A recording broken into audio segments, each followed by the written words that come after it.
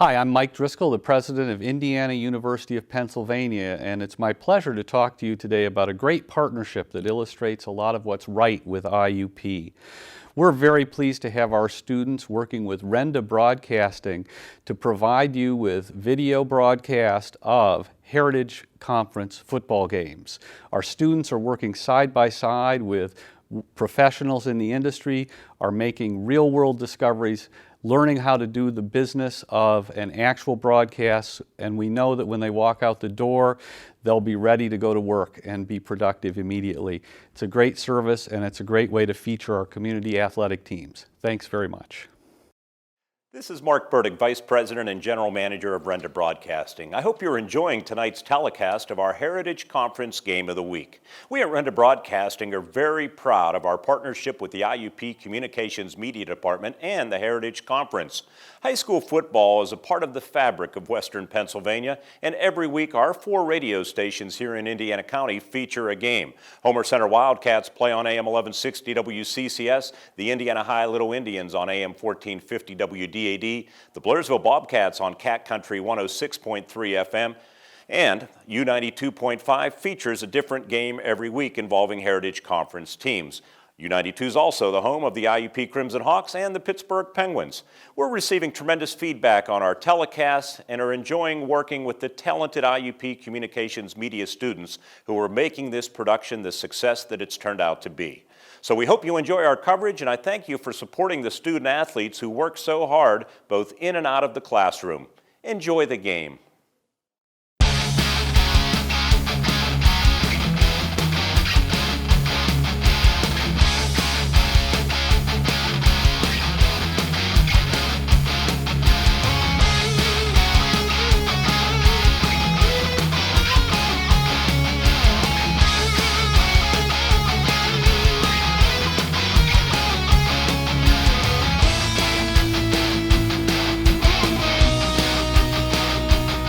You're watching Heritage Conference Tuesday Night Football, brought to you by the Communications Media Department of IUP and Renda Broadcasting.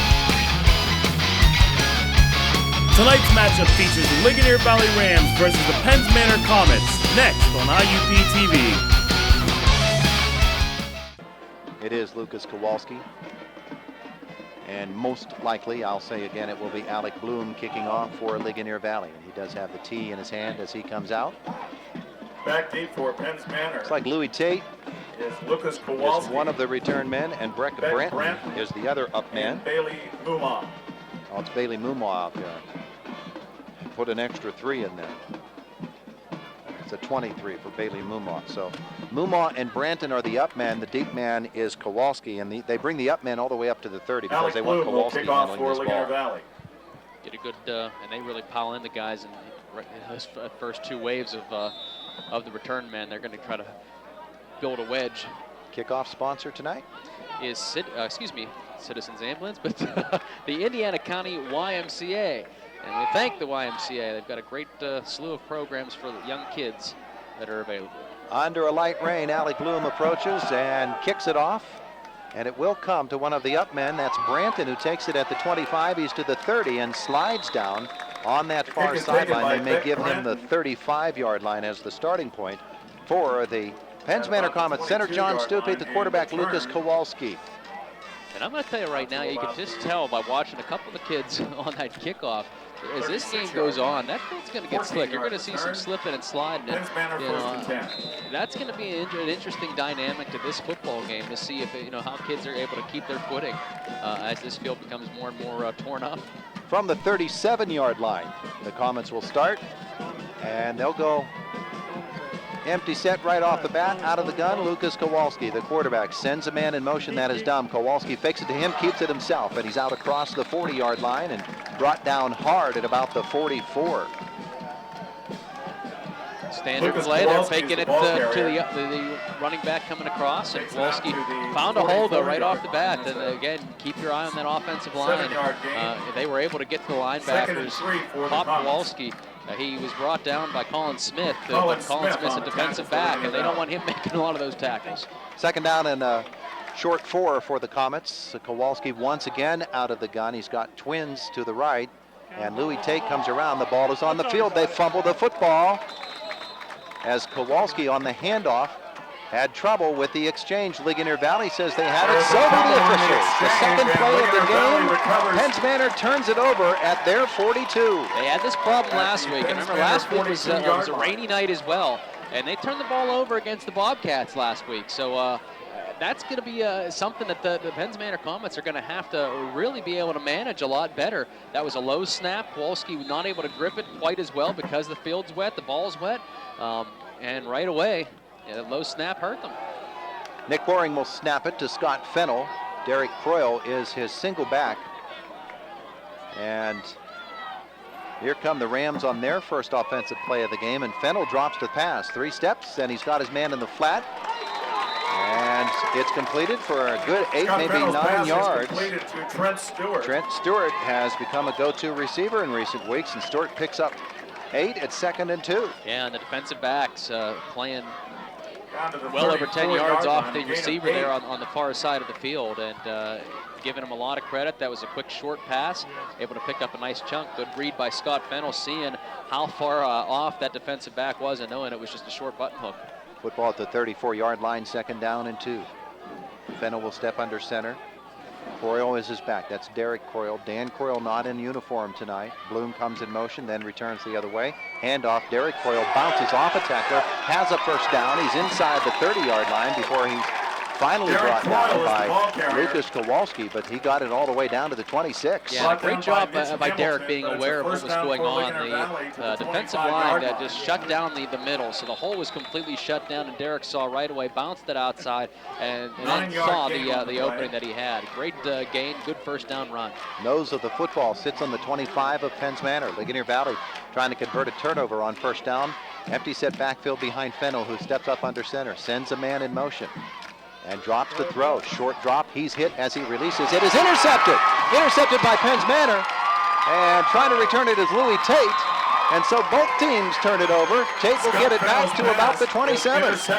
That time, Fennell, I think, telegraphed that pass a little bit. He took his three or four step drop and waited there a split second instead of delivering that, whether it took a little bit longer for the receiver to get into that spot, and he wasn't looking, but Scott was watching that receiver the entire time, and Louis stepped right in front of it. A good read that time by Louis Tate, and then trade of turnovers, bam, bam, and here we go. It's going to be one of those nights. Don't underestimate. Fennell got slammed as he released that football too. First down for Penns Manor. Ethan Marshall in the backfield. Kowalski steps under center. Tate comes in motion. Kowalski, quarterback keeper, and gets a good surge out of his offensive line. He's out across the 30, close to the 33-yard line. Looks like he might have gotten 6, and a big pile of bodies. It's going to be hard to read these Ligonier Valley numbers all night long. Yeah. Well, and going back to that interception as well, that first pass of the game was a 3-step drop, a quick drop back, and a quick release, trying to avoid that heavy pass rush. That time there was a little bit more of a delay, and that pass rush got to him. As you said, he was slammed afterwards. I think he saw that coming, but still got to make a better read. Close to 5 for Kowalski on first down. 2nd down and 5 to go. 2 men in the backfield now, and the handoff. It's probably Ethan Marshall here, and he's going to be shut down after a gain of a yard at most. I see Bloom in there. Parrish was also in there. Ligonier Valley shuffling guys in and out. They'll do that all night long. They've got the depth to do that. It's actually Mumar with the carry. He's going to be a guy that comes off the wing a lot. He's very, very fast. It'll be interesting, too, to see what happens. I know Penns Manor likes to run out of that shotgun an awful lot. And, this may change. They've been going under center here the last couple plays. 3rd down and 4. The football at about the 34-yard line. Kowalski sends a man in motion. Tate. He'll hand it off. And this is Marshall. He's out across the 35 to the 36, but he is short of the first down. Ethan Marshall, and the ball carrier. Penns Manor will have to punt. Derek Croyle in there.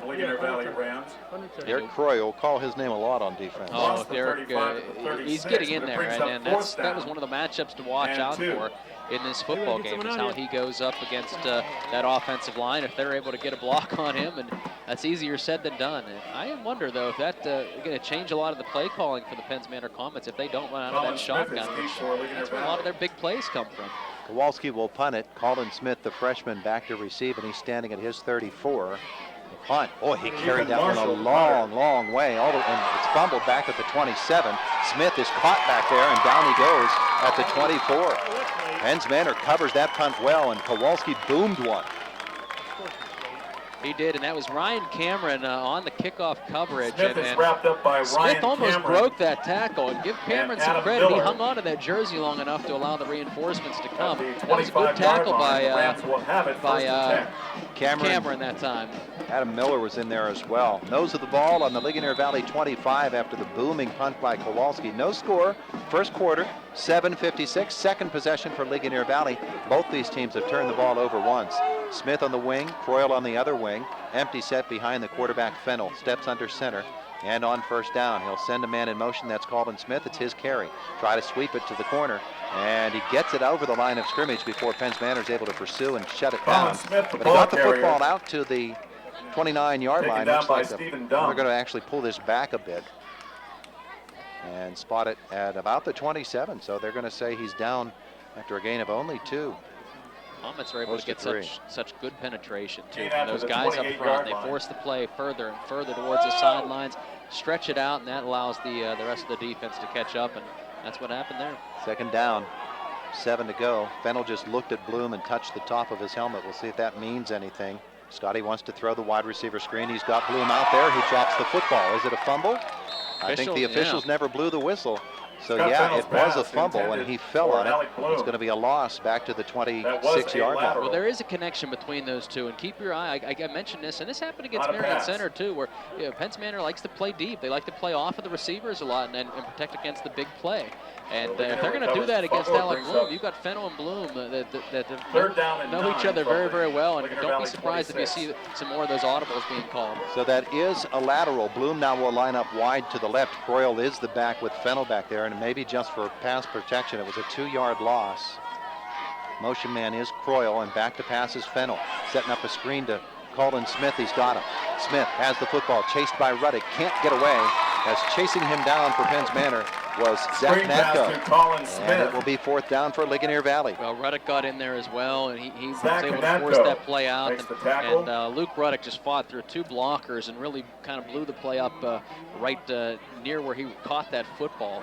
Almost Forced it the outside, and 31-yard Natko line. was It'll able be to make fourth out down and and track 4. him down and make that catch. If not, if it gets around those 2 guys, he's got a lot of green in front of him, but some good pursuit that time by Penn's Manor. Two Kowalski defenses and feel Mumaw each other are out. team for Kowalski Penn's back Manor. with Bailey Mumaw to receive Dan this punt. Croyle is the punter for Ligonier Valley. And is that Dan Croyle back there? Fumbles the snap and in trouble now.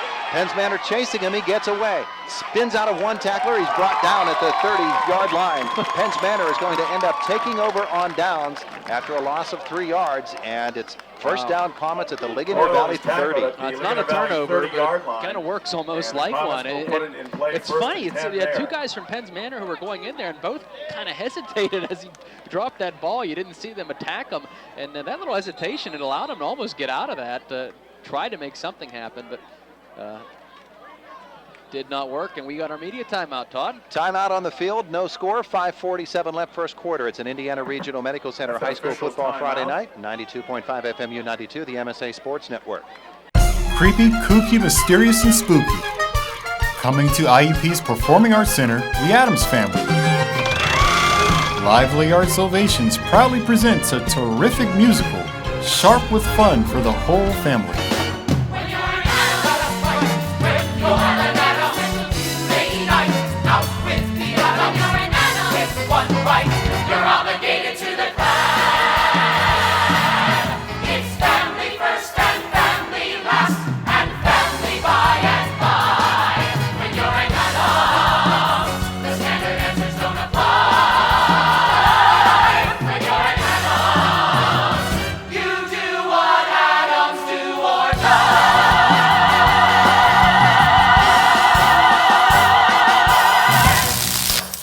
Tickets go on sale September 24 at the Hub box office and IUPtickets.com.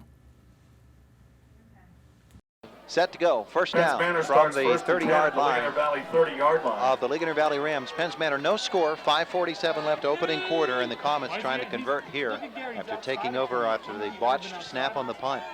And on first down, Kowalski hands it off, and this is Bailey Mumaw. And he'll cut it up the center of the football field after coming off that wing, get it down to the 26, a pickup of 4 for the Comets. Gets up near the 25-yard line. Other scores, Blairsville leading Salzburg 7-0, and Indiana over West Mifflin at this point. Way to go, Little Indians. They're up 7-0. West Mifflin, one of the top schools in the state. 2nd down and 6 here for Penns Manor from the 26 of the Rams. Both teams have turned it over once. There's a whistle, and we have, I believe, a timeout. Timeout, Penns Manor. They didn't like what they were seeing offensively. So we take a timeout too. 0-0 on an Indiana Regional Medical Center high school football Friday night on 92.5 FMU 92, online at the MSA Sports Network. In the Communications Media Department, we have a wide variety of focuses to fit each individual's talents and interests. From our high-definition cameras and our professional editing software, to our motion capture lab and everything in between. The Communications Media Department at Indiana University of Pennsylvania has what you need. Visit our website to find out more about video, photography, audio, graphics, and more. Penns Manor Comets calling the timeout on offense. I think, Mark, that they see an opportunity here and they don't want to do anything foolish, and so they saw something that they didn't like and they wanted to get it right. Yeah, fantastic field position. It's two good teams battling it out, and feeling each other out. You don't know how many chances you're going to get like this, so they've got great field position. They got to take advantage of it. Kowalski in the gun, takes the snap, fakes it to Tate, and then keeps it himself. Gets it forward, out across the 20-yard line, down to the 19, before he is brought down. Is that Derek Croyle again? No, who was brought that? Brought down by Elijah Parrish. Elijah Parrish on the tackle, but it is a first down for the Comets as he picked up 8 yards. And I can't stress enough, too, a lot of those big plays come when Kowalski is in the shotgun. You saw this with Ferretz. They're just able to use that deception a lot better. They got away from it after that fumble for a few plays. They're getting back to it now. He's in the gun right now. Tate is in motion. Tate gets the carry, bounces off of one man, now gets it forward. And Tate is free, and there he goes. Touchdown!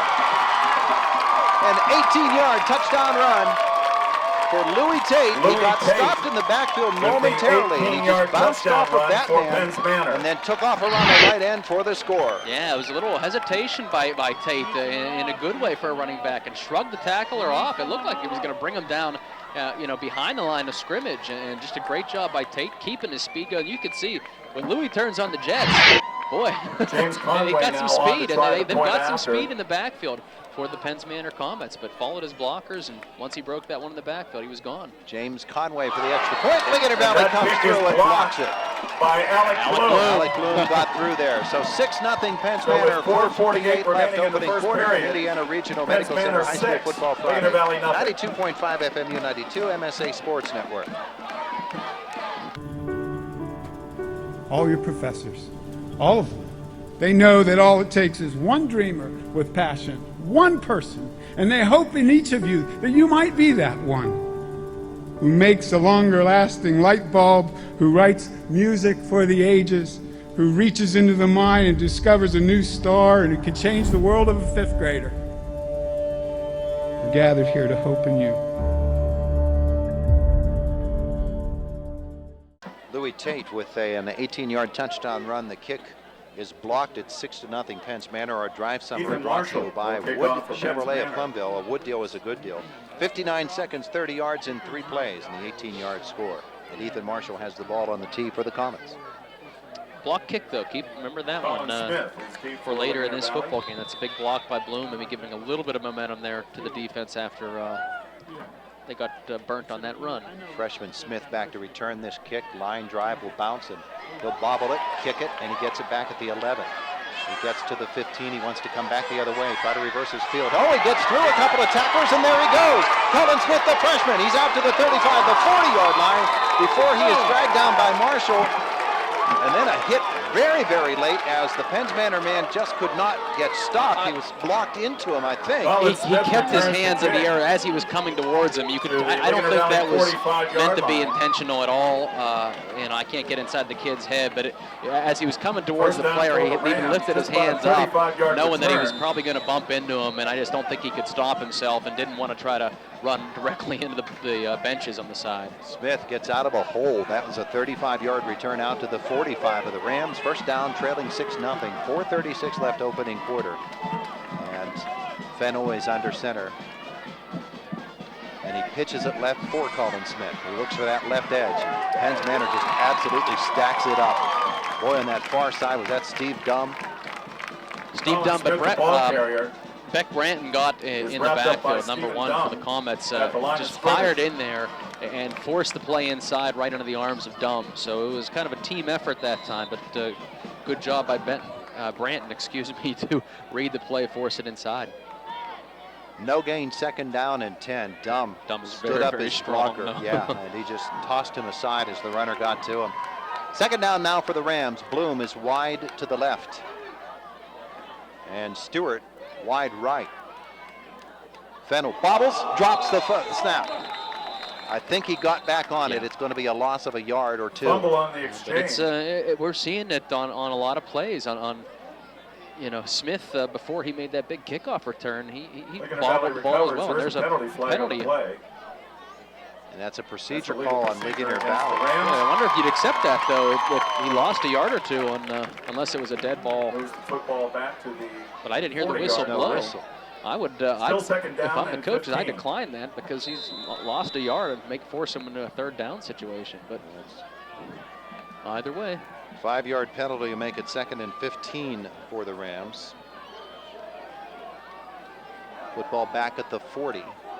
3.5 on a rolling clock. 6-0 Penns Manor. Smith is the back behind Fennell, the quarterback, who takes the snap. 3 steps and release. He's got his man Derek Croyle. Croyle gets back the 5, but he's hammered as he gets there by Brett Branton. Derek Croyle. Louis Tate on tackle as well, and we got an injured player on for the Penns Manor Comets. Just across the 45-yard line. My field glasses. That looks like number 40, Natko. 3rd and 10. Zach Natko. Let me reach in here and get my field glasses. But that was on the far side, and Natko looked just rushing the passer. He is still on his back. 6-0 is our score. Let's take a timeout. It's an Indiana Regional Medical Center High School Football Friday. 92.5 FM, U92, MSA Sports. It's the most anticipated concert of the year, a B.E. Taylor Christmas, coming to the Kovalchik Complex December 20th. The B.E. Taylor Christmas Concert. Feel the love of Christmas. It's never out of style. Renda Broadcasting's Teddy Bear Fund Drive, in cooperation with S&T Bank, present a very special evening at the Kovalchik Complex. Come, all ye faithful. December 20th. Did you know that your baby... Come share in this breathtaking celebration of holiday spirit. Tickets are on sale now. So this is Christmas. Tickets for a B.E. Taylor Christmas are on sale now at 1-800-298-4200 or online at kovalchikcomplex.com. The magic of a B.E. Taylor Christmas returns December 20th. Zach Natko is being helped to his feet. He laid there a good long time. They tested his legs, make sure he could move those fine. He is back up and he will walk slowly off the field under his own power. Meanwhile, the play is a pass to Derek Croyle for 5 yards, and it will set up a 3rd down and 10 call for Ligonier Valley. And as I said off the air, it doesn't look like it's too serious. So they for the wouldn't even Rams, take a chance. They put him in a brace, get him off the field on a cart or 45-yard something line. if they thought it may have been just got his bell rung a little bit. Lost his bearings for a second. Either way, we'll keep an eye on it. Hopefully his young man looks like he's going to be okay. 3rd and 10 from the 45 for Ligonier Valley. Bloom is in the slot to the left. Smith is your tailback behind the quarterback, Fennell. Looks over the defense, calls it out Takes the snap, pitches it left for Smith, and it looks like he wants to throw. He does. He sets. He's rushed. He fumbles the football. Manor falls on it on the far side. Branton. And then he lost it, but another of his teammates got it. Manor picks up the turnover. Wow. Stephen Dunn, I believe, got it. Manor had good coverage down the field, number one, and whether or not Smith was able to just not get a good grip on the football as he took that pitch and tried to throw it, or whether he was just trying to look for somebody to throw it to, because a lot of those guys were covered. Either way, he took way too much time, and we said that pass rush for Manor is very, very good, and you cannot take too much time throwing it. You got to make a decision whether he couldn't grab the ball, or whether he just couldn't find a guy to throw it to. It was just too much time. We saw those rushers, and he tried to pull it back and try to tuck it away, but not in time. From the 34, the handoff comes to Bailey Mumar. Bailey Mumar cut back to his right. Ball carrier. Going to get good yardage on first down, 6 or 7 yards. Brandon Alter was the man who recovered that fumble. 30 down to about the 27-yard line. Gain of 6 about on the 7. carry. The Rams defense that time sniffed the play out pretty well. They shut it down, got the linebacker in the hole ready to try to make a big stop on Mumar. He did a nice job of making a quick cut back on the inside and right inside the center and found some running room. Second down and Tate in motion. He'll get the carry. He'll cut it back up. Get right to the stripe before he is pushed back. Colin Smith, one of the players on the stop for Ligonier Valley. And Colin Smith on the tackle. Looks to me like he has the first down. They do give him the first down, the 4-yard gain by Louis Tate. It's the first down for the Comets. Matt Abrams coming in for the Rams. Matt's one of the larger guys on that Rams defensive line, trying to make it a little more difficult. Right now, the Manor offensive line starting to get into a little bit of a rhythm. I think Coach Beidel trying to throw something out there to disrupt that. Minute 58, 1st and 10, Manor, and this is Ethan Marshall. He runs into a wall and spins it and gets inside the 20 to the 18, where it looks like a flag on the field. Matt Everts, one of the players on the stop. That is a hold on Manor, will cost him 10 on first down. Make it 1st and 20. It's Mitch Hamilton trying to argue his case, but officials saying nope. We saw what we saw, and that's going to push him back. Mitch is not destined for a career in law. Penalty is holding. I'm not saying that. I'm just saying the evidence is not supporting his case in this situation. Pushes it back 10 All right, yards. that'll pull it back to the 32-yard line. And it came about a yard deep, so they need the 11 for the first. It's 1st and 21. Kowalski sends a man in motion, gives it to the second man. And this is Nathan Dunn, and he's caught in the backfield, and down he goes. 34-yard line, trying to make a cut, and he just couldn't do it. Yeah. And Dan Croyle actually came up with that football, but it was after Nathan the Dunn play. is the ball carrier. Croyle now. Dan Croyle is playing, Yeah, yes. so along with Elijah Parrish. interesting, but that Nathan Dunn came around and just never could get enough speed, and Ligonier Valley did a great job, Dan, and some of the other defenders got in the backfield, and when he tried to make a cut, it slowed him down even more. 2nd and 23 for Manor. Kowalski wants to throw. First time tonight he does that. And he has his man! And going all the way! Touchdown! Nathan Dunn! The touchdown covers 34 yards. He ran right down the slot and just caught it in stride. Completed to Nathan Dunn for the Kowalski's took a little bit of slack this season, for throwing the football, and we talked about what kind of arm he's had, just not had the success that I think he's wanted throughout this season. And I think even Ligonier Valley came in knowing they had to shut down the run. And we thought Manor was going to come in here and just run.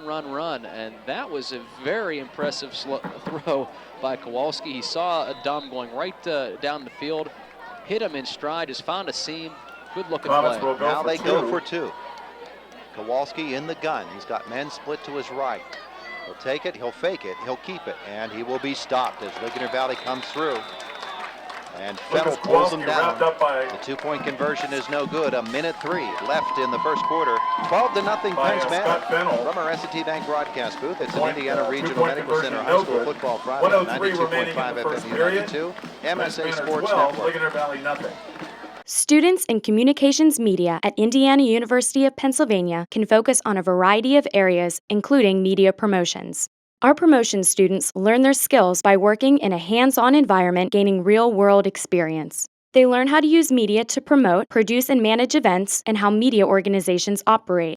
They create promotional campaigns and help clients pitch their services, products, and events. With excellent classes led by experienced teachers, the Communications Media Department at IUP is perfect for students interested in media promotions. Penns Manor Comets lead this football game 12-0. The drive summary for the Comets, 34 yards in 4 plays, and it is a 34-yard touchdown pass. Well, Ligonier Valley did what they wanted to do. They got a penalty, they got a big stop, and forced them into a long situation, and the Comets just came out, and Kowalski just throwing a bullet to Nathan Dumb, hit him in stride, great-looking pass play.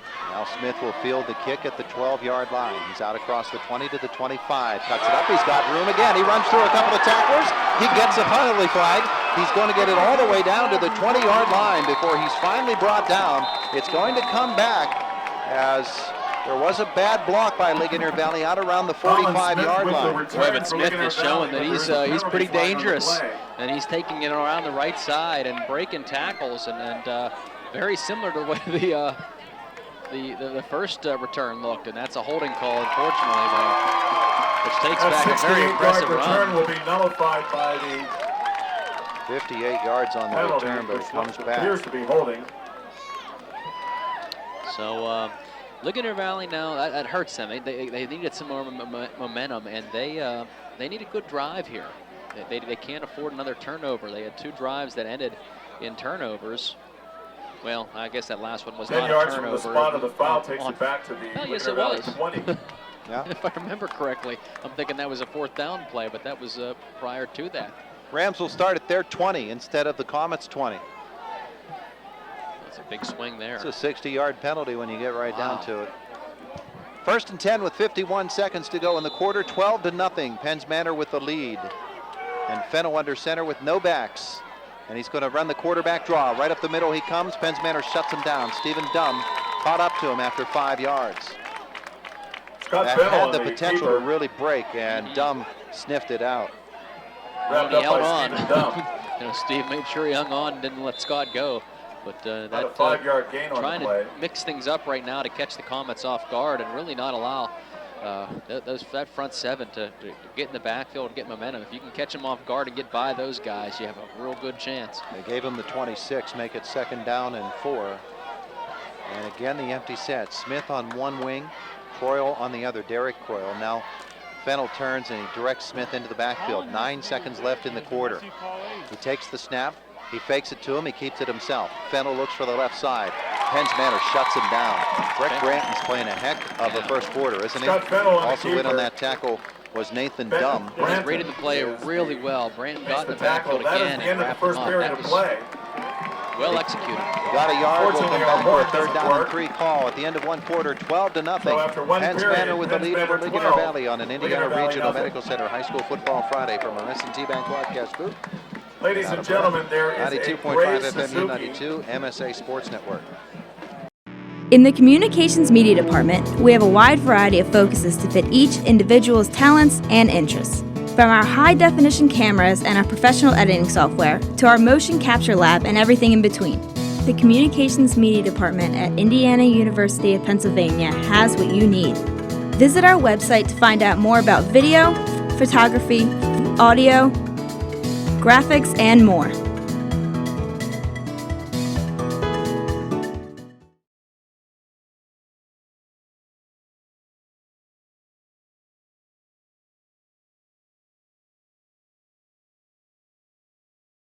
$12 to nothing. Penns Manor with the lead over Ligonier Valley as we begin the 2nd quarter. Rams have 3rd down and 3. The football at about their 27-yard line. Turnovers hurting the Rams in this football game. They fumbled the football, they've thrown an interception. They fumbled it twice. Well, stopped on 4th down because of a fumbled snap to the punter. For Ligonier Valley, 3rd down. All right, 3rd down and 3 now. Fennell under center with one back. That's Derek Croyle. Movement. And people moving all over the place. Uh-oh. Well after the whistle. This is going to be an extra penalty. It's going to cost Penns Manor 15. Well, when they just say it's offsetting. Well, his was after the whistle, though.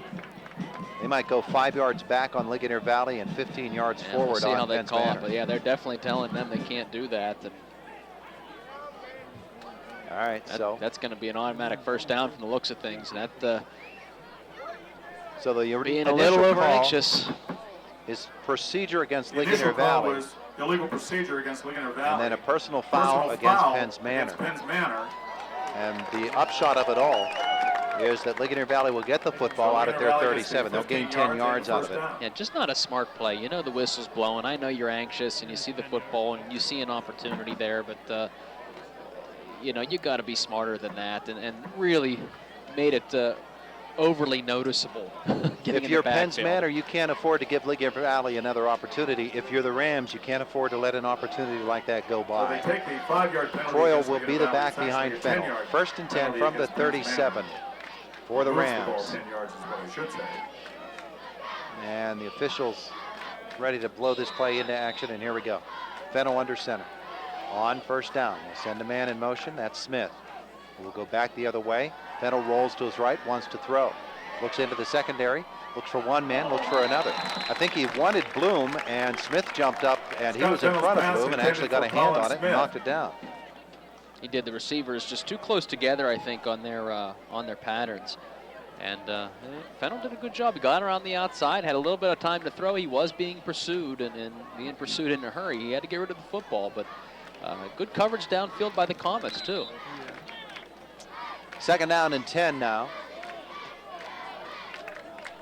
as the Rams will come out and split Bloom out. And Alec Bloom is the personal attention, gets the personal attention of Lucas Kowalski, I think, on every play.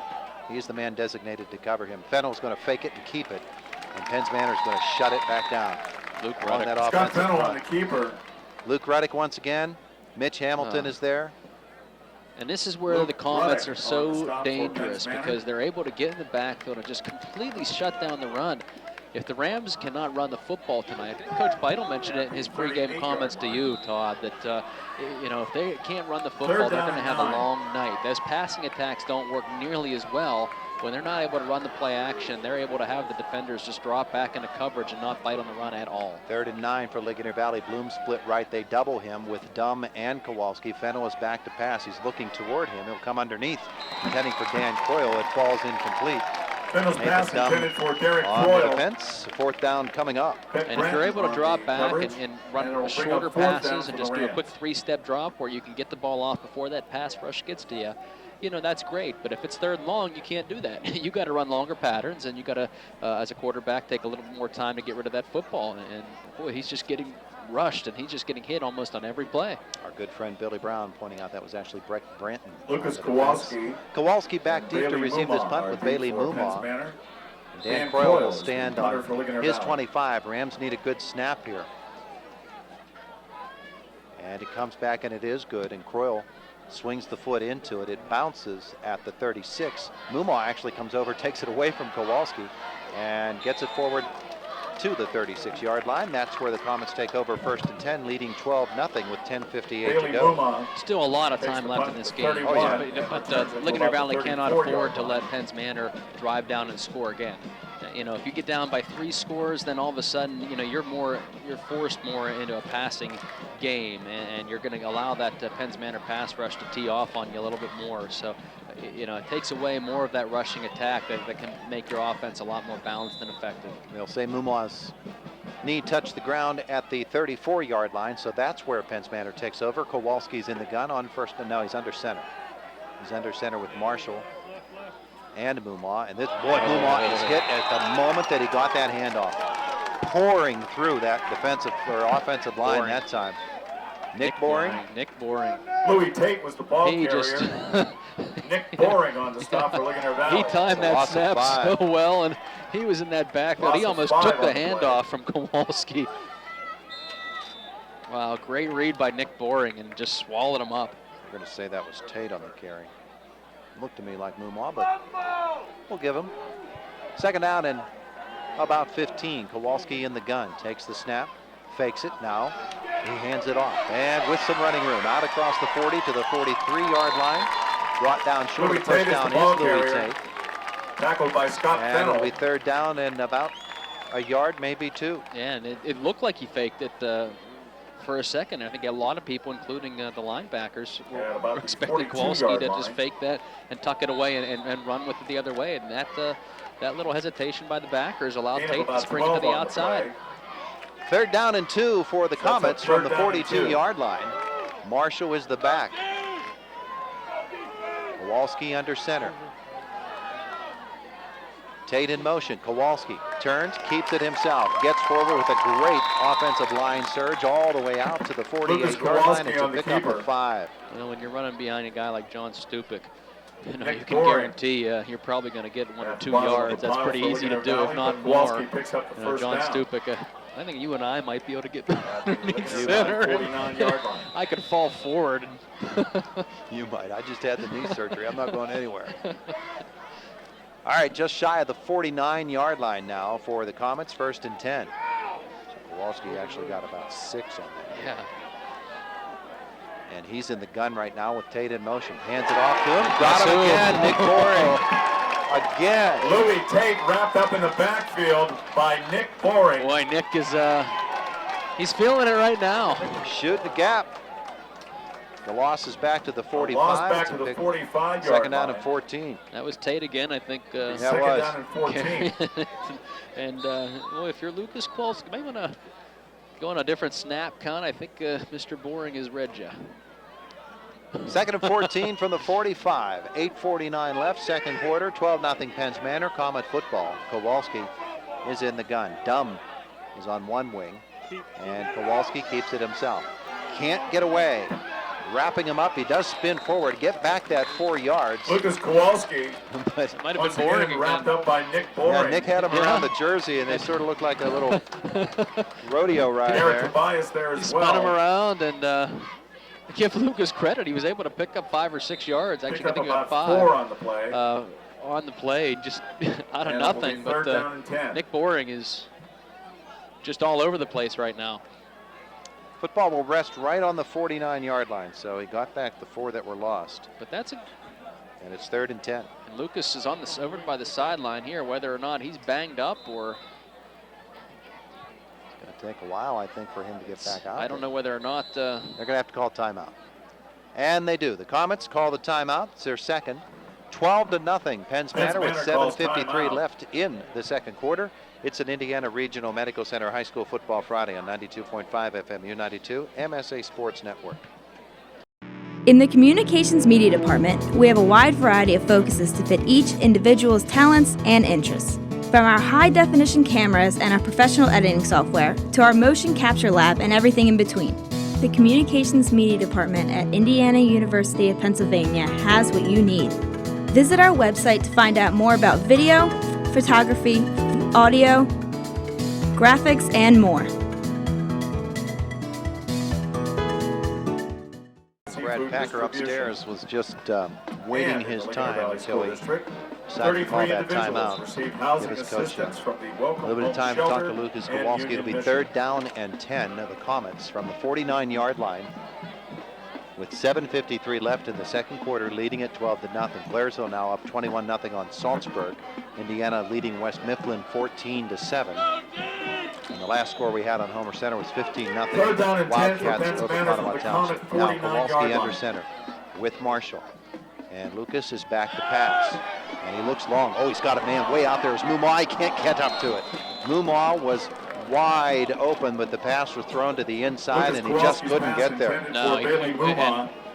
Part of that And it will bring reason up was 4th and 10. he didn't get a good pass off there, and I think that ball just slipped out of his hands because it started wobbling in midair. You saw what happened when he's able to get a good grip. He threw a bullet on that touchdown pass earlier in the game to Dumb. That time he had a wide open guy, but that ball just hung up there almost like a punt, just slipped out of his hands. Just not a good grip on it. Otherwise, he had him wide open. That could have been Ethan dangerous. Marshall is the punter for Ethan Penn's Marshall Manor. is going to take this punt snap for Colin Penn's Smith is Manor. deep for Ligonier Valley. Colin Smith deep. And Marshall gets a good snap, gets the punt off, and angles for the corner. It'll bounce at the 24, take a great Penn's Manor roll. It's going to be down to inside the 5-yard line at the 4. So the Comets pin the Rams deep with 7:36 to go in the half, leading it by a score of 12-0. Well, whatever that decision was, to let Marshall punt it, got off a great one. 4-yard line. Wow. And that took a nice roll, and Smith let it go, which I don't think he quite expected it to bounce the way it did. So from here, Ligonier Valley needs to punch it out, get a couple of first downs, because if they don't, why, they'll give up a lot of field position. We'll see how Roger Beidle wants to attack this. Does he hit a tight end, Alec Bloom, a couple of steps off the line of scrimmage? Does Fennell run a little quarterback draw? Let's find out. First down, Fennell is under center. Bloom comes in motion, and the carry is right up the center of the football field. That might have been Bloom. Derek Croyle. No, I think Flores. Derek Croyle. Yeah. He's out across the 5 to the 6, maybe 7-yard line. Bloom motioned to the inside and actually Let him became in. the lead blocker on the play. And Croyle, you want a big guy in front of you like Alec Bloom, who helped clear the path, and he did get a couple yards. Second down and 7 after the 3-yard gain out to the 7-yard line. Fennell once again under center. Smith and Croyle in the backfield, and Fennell rolls to his left. He wants to get to the corner. He's caught, and he is spun out of bounds. Hence Manor, Stephen Dumb in that backfield once again. That's a similar play to Nick Boring. Funny they both have number 65, but Dumb catching Fennell by the jersey and spinning him around. This time, though, Fennell not able to break the tackle, and that's a big loss. It's actually only about a yard. Looks like they'll give him the 6-yard line. John Stupik, Luke Ruddick, Brandon Alter all in there as well. Just about a 1-yard well, loss. It's big in the fact, though, that it's forcing a 3rd and long situation, really, in the shadow of their own goalpost. Yeah, it is. And that's not the way you want to be right now. And Penn's Manor looking to get a big stop here. Bloom splits wide right. They spread the field. Fennell in the gun. He's the only man back there. He'll take the snap and look to pass. He's got the slant, and that's going to be pass interference on Penn's Manor. And that's on Louis Tate. The pass was intended for Garrett Tobias. I'll tell you, I don't think Tate meant to do this, but just mistimed it. I think he mistimed it, but I think it works out in if you're a Penn's Manor fan. It's really going to work out in your favor, because if he doesn't do that, he's going to hit Tobias in stride. There wasn't anybody covering the middle of the field. Tobias could have taken that all the way. He had some running room, and he would have hit him right in stride. Yeah, but I think he just, had he timed it right, he would have hit him just as the ball got there. Sure, but that's what I'm saying. I think it was just a matter of he mistimed it, but I think it works out for the Comets. Had he not gotten there at all, I think that would have been could have been a real big play for the Ligonier Valley Rams. Either way, it is a first down, which works out to their 21, yeah. Derek Croyle is the back again. He's got trips to the left. He'll send Bloom in motion across the field. And Fennell is going to turn, and he's going to hand it. And stopped after a gain of a yard or maybe 2. Derek Croyle. Fennell ran into Croyle that time when they turned to hand the ball off. They bumped into each other, and then because of that, just slowed down the entire play and allowed Luke Ruddick to get back there and wrap up Croyle. So good news that Zach Natko's back out there for Penn's Manor. Yeah, that's very good news. Brandon Alter is doing some good things along that defensive line as well. Second down and 9 for the Rams from the 22. Again, Croyle is the back. Smith comes in motion. They've got 3 to the right now, and Fennell rolls that way, looks to throw. Adjusts, he's rushed. He's hit hard as he throws, and the ball is up for grabs and falls incomplete. Brandon Alter back there once again. Well, and the guy who actually hit him was the guy you just mentioned, Zach Natko. Yeah, Natko was in the backfield and chased him down, and he never allowed Fennell to set his feet. And he threw that ball up in the air. That's could have been a dangerous pass there for Scott Fennell. That was one I think Coach Beidle would rather have him try to throw it out of bounds somewhere, but he threw that one into coverage, almost got intercepted. Third down and 9. 6:01 left in the half. 12-0 Penn's Manor. Ligonier Valley at their 22. Fennell again the empty set. He's not been able to find Alec Bloom yet tonight. He adjusts and brings Smith back to the backfield for him, maybe for protection's sake. Indeed it is. Now he releases, and with the catch, is that a flag on the far side? It's going to be short of the first down. We'll see what it's about. They may have said that there was some contact with Bloom right after he started going into his pattern. Whether they interfered with him or... Get the football at about the 29, so it would be about 3 yards short of the first down. Or called it defensive holding maybe, but I thought there was some contact there between Bloom and maybe Kowalski. Manor's already given them a first down without them having to work hard for it. It's an offside call on Pence Manor. So Roger Beidel will give up the yardage he got on the pass, and he'll take the down. He'll get 5 yards out of this. So rather than facing 4th down and about 2 or 3, he'll have 3rd down. And the football will be at the 27. He needs the 31 for the first. It was a late flag, too. That flag was thrown after the ball was snapped. So Pence Manor again gives Ligonier Valley an opportunity when they should have had them stopped. We'll see if the Rams can take advantage. Yeah, and here's where Ligonier Valley has to. If they keep letting these opportunities slip away, that kind of kills your momentum a little bit, too, and your confidence. Smith in the backfield with his quarterback, Fennell. Bloom is wide to the right. Fennell in the gun. Calls it out, takes the snap. He wants to pass, he's looking left, and the pass is incomplete. Intended for Derek Croyle, Brett Granton on the defense, and Ligonier Valley now will have to punt the football. And Todd, in our pregame show, one of the things I said was a key was that pass rush of Pence Manor and how it can disrupt the passing attack, and you can just see what it's doing to Scott Fennell right now. He's not able to get set and get comfortable in the backfield.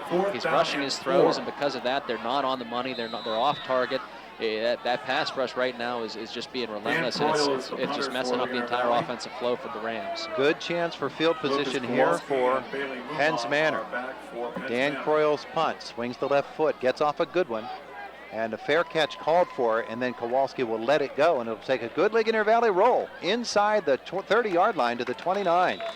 So Dan Croyle gets his team out of a hole, and Pence Manor takes over with 5:34 left in the quarter. We should have a media timeout here, and we do. 12-0, Comets lead it on an Indiana Regional Medical Center High School Football Friday. 92.5 FM U92, MSA Sports Network. Students in communications media at Indiana University of Pennsylvania can focus on a variety of areas, including media promotions. Our promotion students learn their skills by working in a hands-on environment, gaining real-world experience. They learn how to use media to promote, produce, and manage events, and how media organizations operate. They create promotional campaigns and help clients pitch their services, products, and events. With excellent classes led by experienced teachers, the Communications Media Department at IUP is perfect for students interested in media promotions. It is 12-0 Pence Manor with 5:34 left in the second quarter. Comets get the football from their 29-yard line after Dan Croyle digs Ligonier Valley out of a hole. And frankly, Pence Manor gave them a couple of extra opportunities there that really could have hurt Ligonier Valley, and the Rams did punch it out. So Lucas Kowalski will bring his team to the line of scrimmage right off the timeout. At the Pence Manor 29-yard line. Looks like he'll operate out of the gun on first down. Now he's under center. Ethan Marshall is the back. And Kowalski wants to keep it himself, follow his man into the hole. And he's out across the 30, close to the 35-yard line. Looks like he got about 5 on first down. Looks like he's carrying that ball kind of loosely into the center of the line, too, isn't it? That's one thing you got to be careful of. Both teams, we've seen both teams turn the ball over. Both teams had trouble with the snap, and still raining out there. Looks more like a drizzle right now, but it's still got to be something that you protect that football no matter what. Picked up 6, second down and 4. Kowalski now will turn. He'll slip as he went for the fake, and then he'll be stopped after a gain of 1. He just couldn't get any traction in the center of that football field. And it's something that we talked about, Todd, that Pence Manor and with Ligonier Valley, seems like they stop them, and it's just been 2 big plays for the Comets. They've both been touchdowns, and those 2 plays have been the difference so far in this football game. That and the defense that Pence Manor's put out in the field. I'm going to say no gain. 35-yard line, 4:29 left in the half. A little bit slow getting this play in. And Comets, I don't know what the play clock says, but they need to hustle up here. As they come to the line of scrimmage, got big Steve Dunn back there as the back, and he'll get the carry. Here comes the big train. And Ligonier Valley defends it well. Dumb is stopped after a gain of 2. 165 met the other. And that's Steve Boring. Dumb running into Nick Boring. And Nick did a good job, and Nick's not afraid to have one of those big guys coming through. A lot of times, if you get a guy like Steve Dumb with the head of steam, you get some of those guys not wanting to take him on head on and try to arm tackle him. And Nick did the right thing, got low, and brought him down. Nice tackle. He's had a nice game so far. Ethan Marshall to punt. Ligonier Valley will send Smith back to return, along with Scott Fennell. 3:34 left. Marshall gets the snap, gets the punt off, and it will bounce and roll and go inside the 30 and be down to about the 27, maybe 28-yard line. That's where Ligonier Valley takes over, trailing 12-0 with 3:23 left in the quarter. A couple of defensive stops by the Rams, but their offense has got to find a way to get it going here. Again, they're holding them to 2 scores, and the Comets have missed both extra points, or extra point attempts.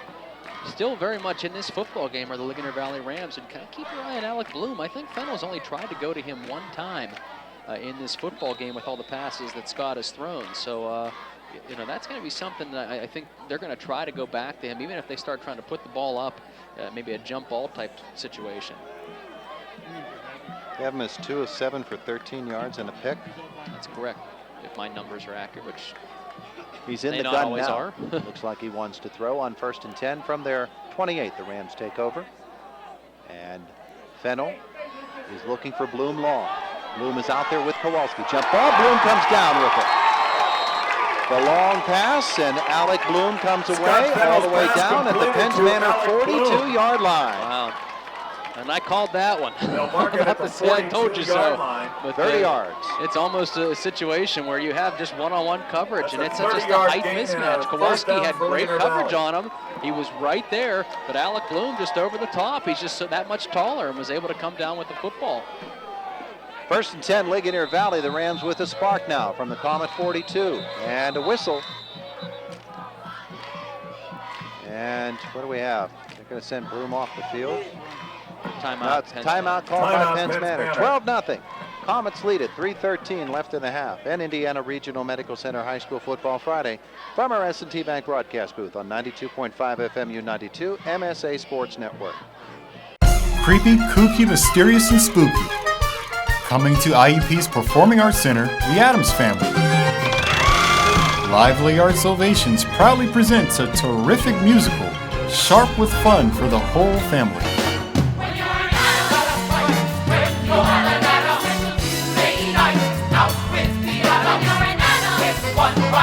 You're obligated to the clan. It's family first and family last, and family by and by. When you're in Adams, the standard answers don't apply. When you're in Adams, you do what Adams do or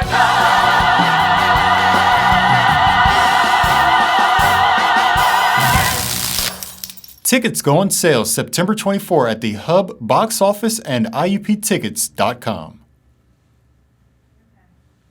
12-0. Penns Manor with the lead. Ligonier Valley, after the long pass, has the football. And they clearly stood in the 42 at the end of that reception. Where do they place this ball now, Mark? At the 43. Ligonier Valley 1st and 10 at Oh, well. Penns Manor 1st and 10. 42-yard line. And Fennell turns, hands it to Croyle, and nothing. Absolutely nothing there. Luke Ruddick just turned his man around. Flag late. Flag late. We're going to see what that call was. Penns Manor has committed another one here. Oh, and it does look like it. Face mask looked like. Another major against Penns Manor. Wow, and another one that's unnecessary. They had him wrapped up, and they had 3 or 4 guys there bringing him down. Why you're grabbing a face mask, I don't understand. 15 big ones will take it down to the 29-yard line of the Comets. Whether you're just being overly aggressive, Rain gets harder too. And you made a great stop. It just eliminates Personal that. foul was the penalty call. Rams got to take advantage right now because Blow to the helmet. Oh, no, it wasn't a face mask. A blow to the helmet. Gives Ligonier Valley a first down. All right, Fennell under center. Smith is his back. 29-yard line. 1st and 10. Ligonier Valley, 3:03 to go. Rain comes down harder. Pass out to Croyle in the flat. He's got it. And he is driven out of bounds at about the 21-yard line. They could have actually gotten that same call on that. They could have helmet-to-helmet hit as they were going out of bounds. That one did not look intentional, but they still can call that. They give them. They're really trying to protect these kids. 8 yard gain 8 on yards the play on the reception. No huddle. 21-yard line. Rams play hurry up. Smith is the back. Fennell, the quarterback. 3 steps, release, and overthrows his intended receiver. This is a smart move by the Rams, too. They're not allowing the Comets to get set up and trying to catch them off guard. And by doing that, maybe slow down that pass rush. And they're just going to a quick 1 or 2 step drop and trying to get a quick pass off from Fennell. And he's had some guys open here, and that may be the way to slow down the pass rush of the Comets. Garrett Tobias split wide left. Bloom goes wide right. Watch Jordan Jones in that slot. They're not paying much attention to him. Fennell rolls to his left. He needs 2 for the first. He got through for that, and he's got the first down. He's inside the 15-yard line. Scott Fennell keeps it. Pickup of 6 for Scott Fennell. Gets down near the 15-yard line. And Sakanatko. did they get him out of On the bounds? stop, but it's a first down for Ligonier Valley. Well, it doesn't matter. They're still getting right up to the line of scrimmage. So this is a smart play by the Ligonier Valley Rams. 2:47 left in the half. Clock rolls, so he did not get out of bounds. But 1st and 10, Ligonier Valley from the 15. Fennell, quarterback draw. They got him around the ankles. Ruddick wraps him up. And down he goes. John Stupik was the first man to hit him and slow him down. Then Ruddick got there. Fennell on the keeper. Fennell, I don't think is going to get anything out of that. A little bit more size on the Penns Manor side of the ball than with the Ligonier Valley Rams. So another penalty flag on the play. That is a flag. Wow, another one.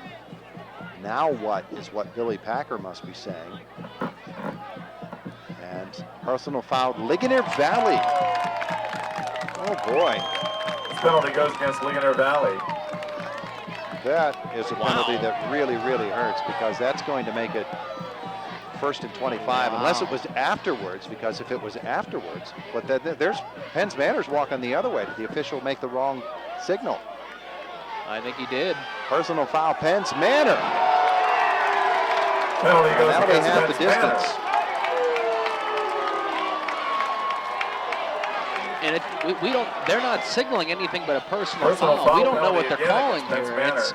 It's tough for us to see. There must be a lot of stuff going on underneath those pile of bodies. They'll put this at the 7-yard line. Boy, those penalties. You talk about allowing a team back in this football game. Penns Manor's committed a boatload of them here tonight. 2:29 to go. And Penns Manor linemen are talking to the one official, to the linesman there, about what's going on in the center of that football line and why they're getting all these penalties. They're stating their case. And he's not buying it. So Billy Packer was out talking to the referee because he wants to know who's doing what out there. Because he doesn't want to see any more yellow. Well, regardless of what you're doing, you got to stop doing it. If you're the Penns Manor Comets, you're winning by 12. You've really had control of this football game, despite even the score being what it is. That's just killer. You can't be doing that kind of stuff. Here come the Rams. Technically, it's a 2nd down and 3 call. 7-yard line. Bloom comes in motion. Fennell will hand it off to Croyle. He'll be stopped for a gain of a yard. Derek Croyle is the ball carrier. And it'll be 3rd down and about a yard to go.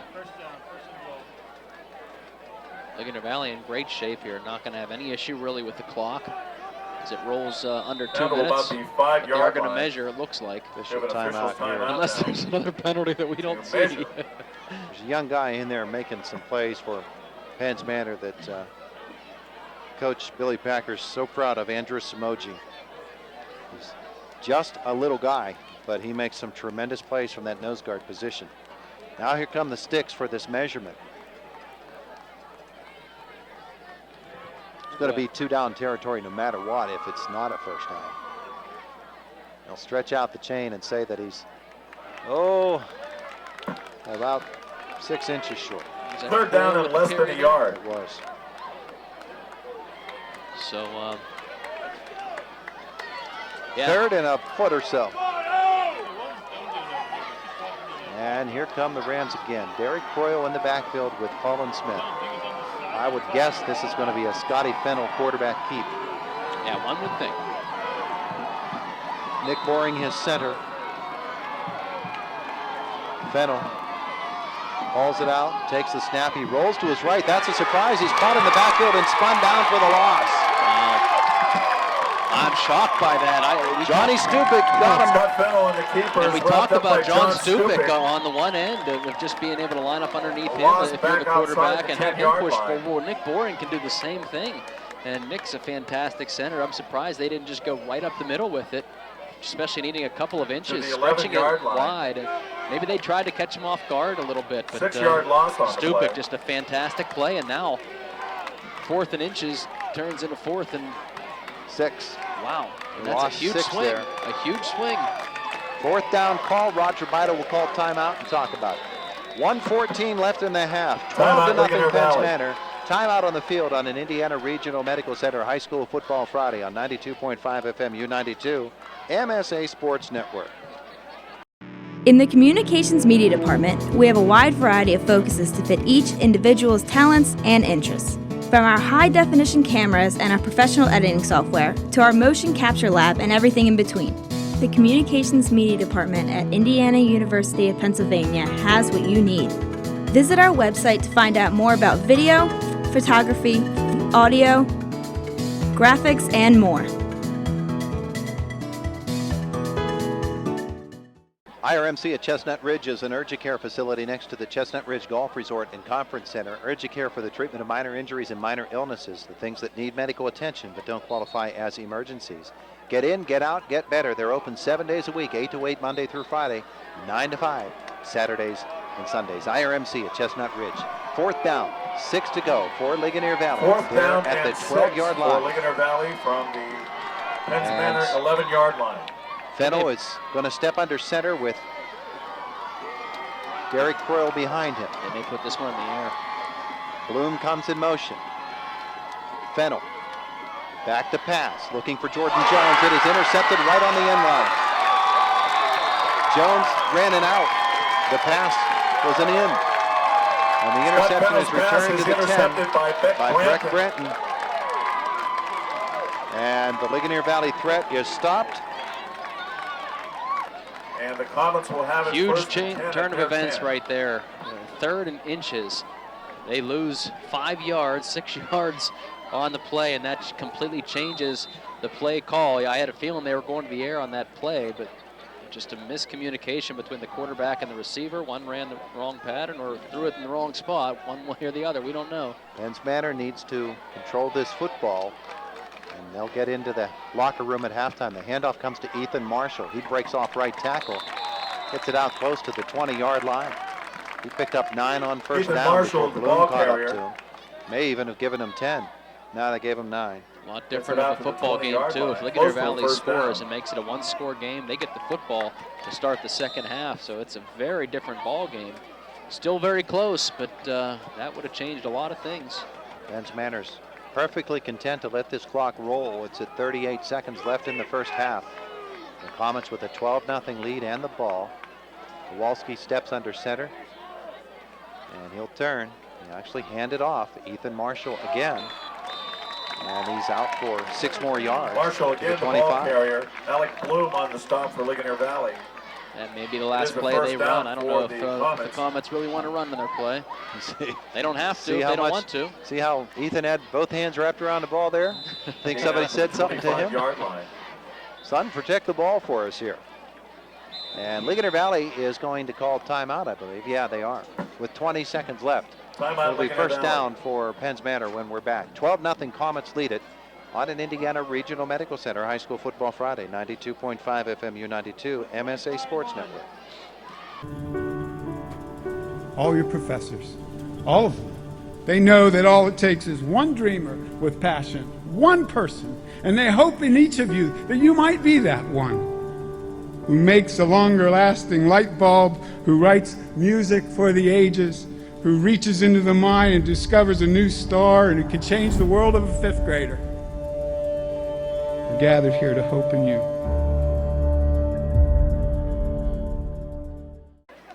Officials put 5 seconds back on the clock to 25. I think they actually wanted 24, but they'll be content to make it 25. First and 10, Penn's Manor. They punched the football out to the 25-yard line on a couple of runs by Ethan Marshall. They'll just go victory formation and take a knee here.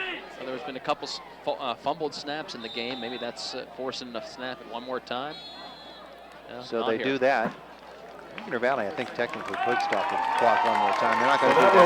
We played a half of football. Penn's Manor leading Ligonier Valley 12-0.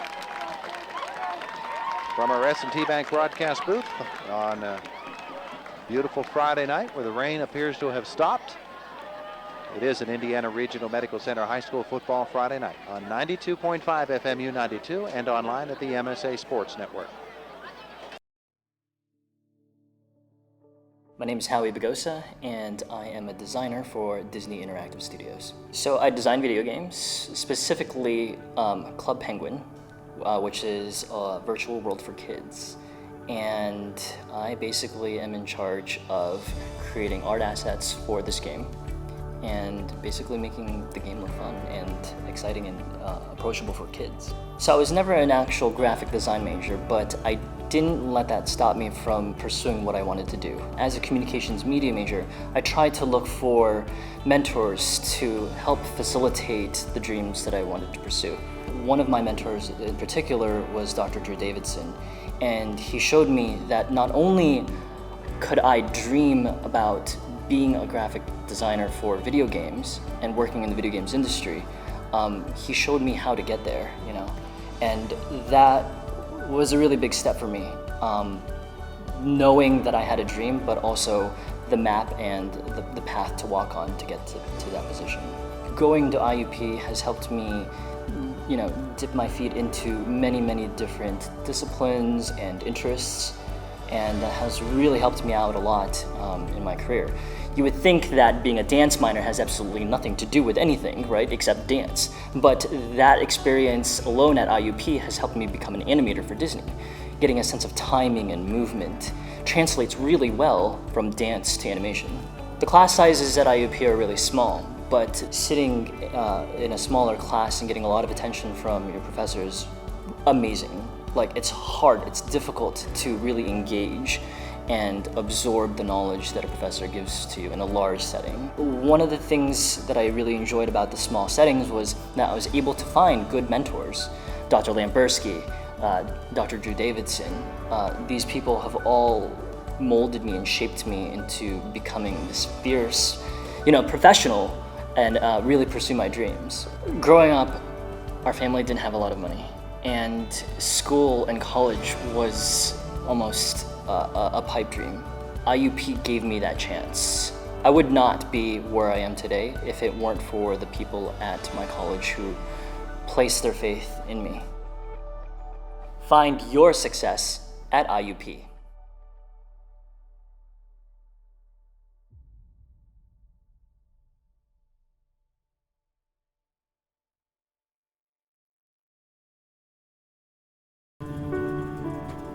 All your professors, all of them, they know that all it takes is one dreamer with passion, one person, and they hope in each of you that you might be that one who makes a longer lasting light bulb, who writes music for the ages, who reaches into the mind and discovers a new star and it can change the world of a fifth grader.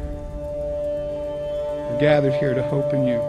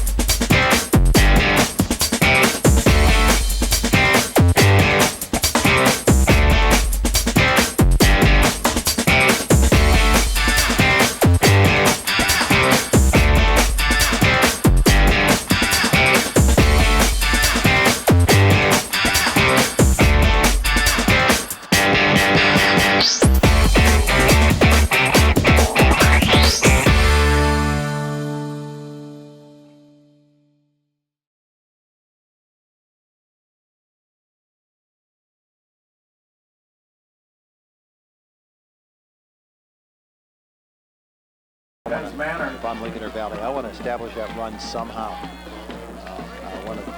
I don't know. How do you do that?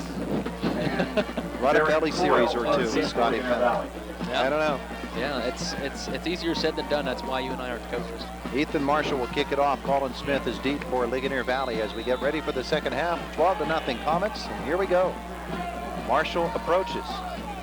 Kick, squib it, and it's caught actually at the 40-yard line. Ligonier Valley will get some good field position out of this. It's a nice over-the-shoulder catch there on that far side. Elijah Parrish. Elijah Parrish did that nicely. Yeah, that was a good catch, and we got an injured Comet. Field at Nathan Dumb. Nathan Dumb, and he's a key for this team, young man. Ligonier Valley will have it 1st and 10 at their own. Ligonier Valley at their 42.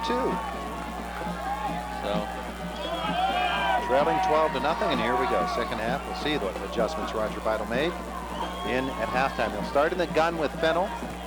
He will have Smith, I believe, back there with him. Yes, he does.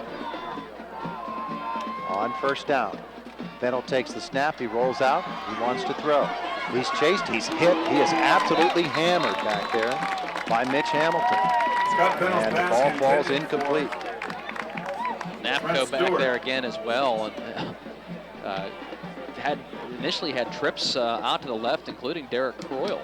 Croyle just ran a quick inside pattern, went across the middle of the field, and that just left two receivers. And had Croyle actually been in a pattern on the left-hand side, there was only two other defenders there. They would have had three Rams and only two guys defending them. But again, no time to throw the football if you're Scott Fennell. Plus, he's running to his left. He has Croyle in the backfield right now, and he's under center on 2nd down and 10. See if they want to try to punch something out and get a few yards. They're going to try to pass. And he throws right down the far sideline and over the shoulder, not able to haul that football in.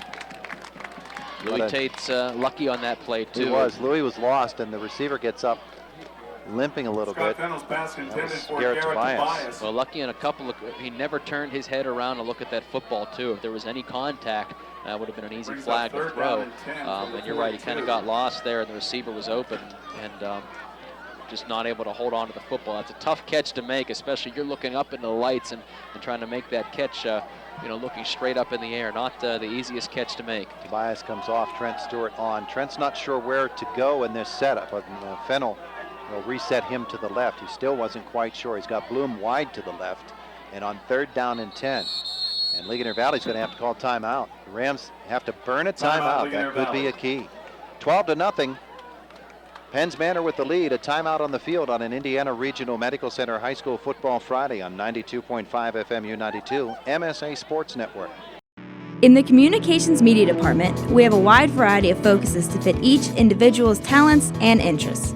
From our high-definition cameras and our professional editing software to our motion capture lab and everything in between, the Communications Media Department at Indiana University of Pennsylvania has what you need. Visit our website to find out more about video, photography, audio, graphics, and more. They'll face 3rd down and 10. 2 incomplete passes coming out of the locker room at halftime.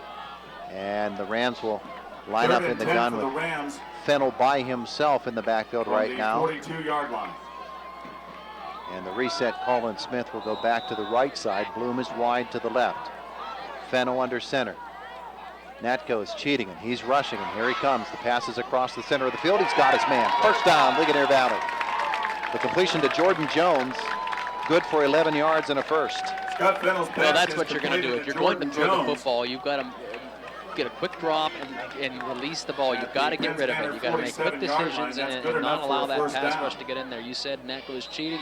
He was, and if that ball is held onto for a split second longer, he's going to be sacked. So good throw that time by Fennell. Those are if you're going to pass the football, those are the kind of passes you need to make. Out to the 47, 1st and 10, Ligonier Valley. So the Rams 3 straight passes out of the locker room. And it's first down. Trailing 12-0. Bloom comes in motion. Fennell takes the snap, hands it off, and Penns Manor absolutely shuts Derek Croyle down right away. Luke Ruddick there again. Brandon Alter again, and up off the bottom comes John Stupik, and he had the ball in his hands. Loss of a yard for Croyle. Loss of a yard on the play. And of all these runs, I'm seeing a lot of zeros and negative yardage. So a lot of these runs, anytime they've tried to run the football, they've either gone right back to the line of scrimmage or they've gone backwards. And just a tremendous push up front by the defensive front of the Commons. 2nd down and 11 now. Croyle in the backfield behind Fennell, who is under center. He's got Smith on his left wing, and he comes in motion. And then he comes back the other way, and Fennell drops to pass. And he's flushed again by Stupik. Fennell rolls to his right. He gets across the line of scrimmage. He's hammered on that far sideline. Pickup will be about 3, maybe 4 yards. He got back the yard that was lost, and then they'll give him down to the Penn's Manor 44-yard line. So he did pick up 4. It's 3rd down and 6. I was just saying a second ago, out of the 15 plays that I have down for running plays for the Ligonier Valley Rams, 6 of them have either gone for no gain or negative yards. 3rd and 7. Bloom to the left. Kowalski goes and picks him up. Fennell in the gun. He's got Smith back there with him. He snaps it. He picks up the rush. And the pass is complete. Alec Bloom down to the 30-yard line. Another Ligonier Valley first down. Alec Bloom. Lucas Kowalski on the tackle, but the gain is Good down pass to the again. It was a 30-yard good line. pass rush, but he got rid of the football quickly enough. Down. Good pattern by Alec Bloom. He just got inside position on the defender. Was able to make the ball. Actually bobbled it for a second, but was able to pull it in and hang on to it. Penn's Manor's best pass defense tonight has been that rush, and with them leaving Colin Smith in there to block, that's just enough time then for Fennell to release the ball. And it's another first down for Ligonier Valley. Smith now in the backfield. Fennell's under center on first down. From the 30. Pitch right. Smith looks for the corner. He cuts it up. He's free. There goes Colin Smith. Steps out of a tackle. He's on the way. Touchdown. 30 yards. Colin Smith. And the Ligonier Valley Rams are on the board. Well, that's what they needed. They needed, as I said at halftime, get a couple of pass plays that work. You loosen the defense up. And Colin Smith's been an impressive young man. He hasn't had a chance to do a lot, but a couple of big kick returns. One unfortunately called back, but this kid's got a lot of athleticism. And he's got some speed, and when he was able to get around the outside, boom, touchdown run, 30 yards, and now Ligonier Valley's made this a game. Dan Croyle, remember the extra points not made by Ligonier Valley. Croyle out of the hold of Garrett Tobias approaches, and he bangs it through. 12-7. The lead for Penn's Manor. Ligonier Valley to kick off when we return. It's an Indiana Regional Medical Center High School Football Friday. 92.5 FM U92, MSA Sports Network. Creepy, kooky, mysterious, and spooky. Coming to IUP's Performing Arts Center, the Addams Family. Lively Arts Ovations proudly presents a terrific musical, sharp with fun for the whole family. When you're an Adam, when you are an Adam, they unite out with the Adam. You're an Adam with one right, you're obligated to the clan. It's family first and family last, and family by and by. When you're an Adam, the standard answers don't apply.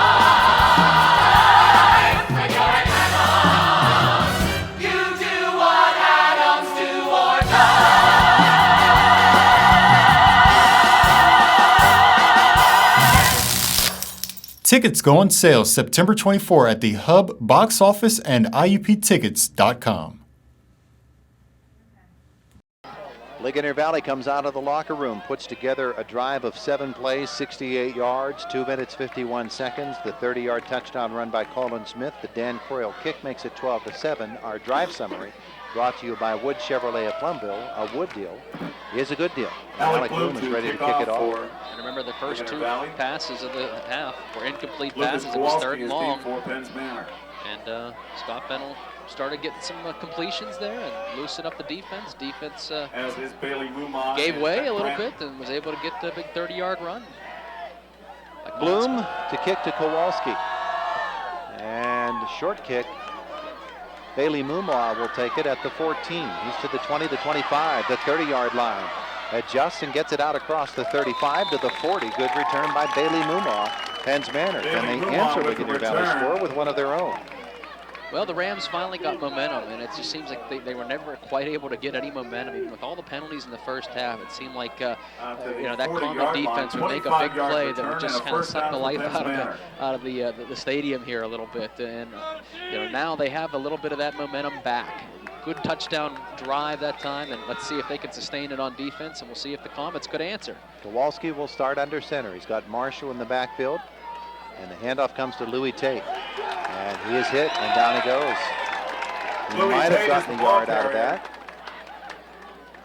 And on the tackle for Ligonier Valley was Ray Marsh. For no gain. We're going to give him a yard. Homer Center, the other undefeated team in this conference, leading Conemaugh Township at the half 15-6. Indiana holds on to their 14-13 lead over West Mifflin. Little Indians giving West Mifflin all they want. 2nd down and 9 here. Penn's Manor was moving, and the handoff comes to the second man. Ethan Marshall. That's Ethan Marshall. He'll get it out across the 45 to the 46-yard line. There should have been a flag there, but there was not. Yeah, there was definitely movement on the line before that play. It'll be 3rd and 4. Gain is out to the 46-yard line. 3rd down and 4. Big play here. From the Comets 46, they lead it by 5, 12-7 with 7:54 to go. Ligonier Valley fans coming alive here. Marshall is the single back. Tate is on the left wing. Kowalski will keep it himself. Ligonier Valley bottles him up. Somehow he gets away. Gets forward. He's spun, and I think he's going to be short. But this is going to depend on the spot, and it'll be an interesting one. Yeah, now he's short. He's way short. He spun forward. Now I thought when he spun forward, he was just almost right up to. I don't think he got it, but I think that isn't a very favorable spot for Penn's Manor because his knee never touched the ground when he was spun forward. All right, ball to 48. They need the 50 for the first down. Or at least they're going to line up to go for it. That's a lot of confidence in your defense. I guess why not with the way their defense has played for the most part. Well, the Comets, they like to run straight ahead on this set out of those veteran guards and center. John Stupik is the center. Kowalski's under center. Stupik actually started to move. Penn's Manor tried to draw them offside, but I think the Comets get a procedure call. They do. And that's going to change whether or not they were actually going to run a play there. We don't know. But, against Penn's Manor. Stupik definitely flinched, and that pushes it back, and that's going to force the punt. 43-yard so Penn's Manor will punt. Ethan Marshall down and 7 now. Will stand at his 33-yard line. Fennell and Smith back to receive. Colin Smith and Scott Fennell. Ligonier Valley has come out with some extra juice here, a little momentum. Marshall takes the snap. It's a good one. Gets the punt off. It's end over end and will bounce at the 31, roll inside the 20, keep rolling, and go dead at about the 17-yard line. And that's where Ligonier Valley will take over with 6:45 to go in the third quarter. And the Rams trailing 12-7. Well, the Rams, you couldn't have scripted it better.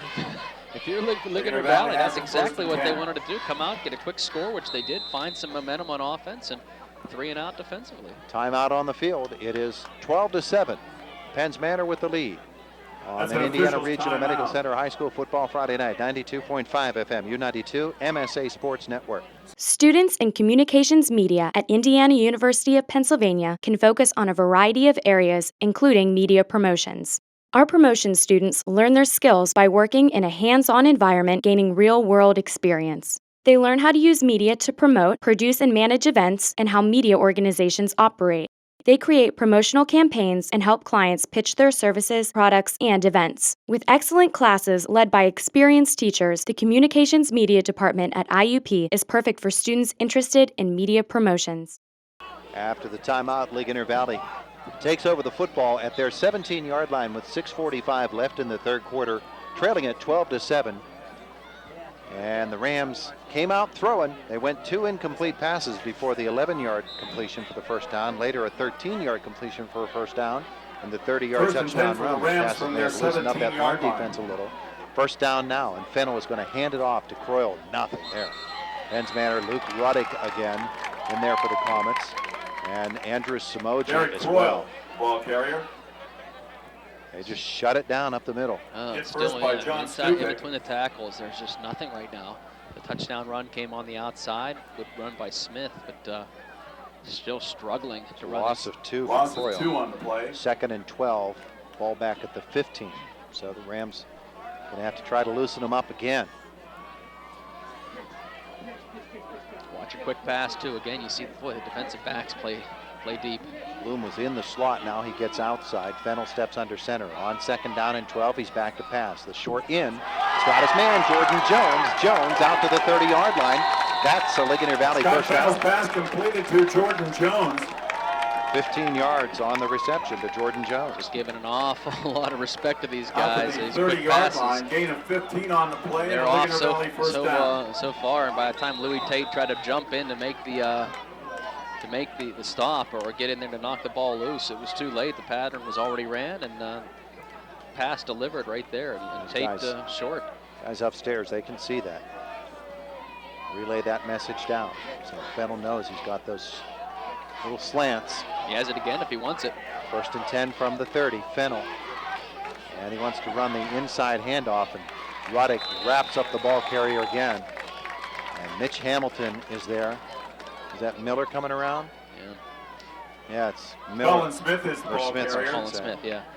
And just that's the first time we saw that inside handoff ran tonight. But Comets defended it just like they've seen it a lot here in this game. So ball back at the 28, 2nd and 12 now. How long was the pass play?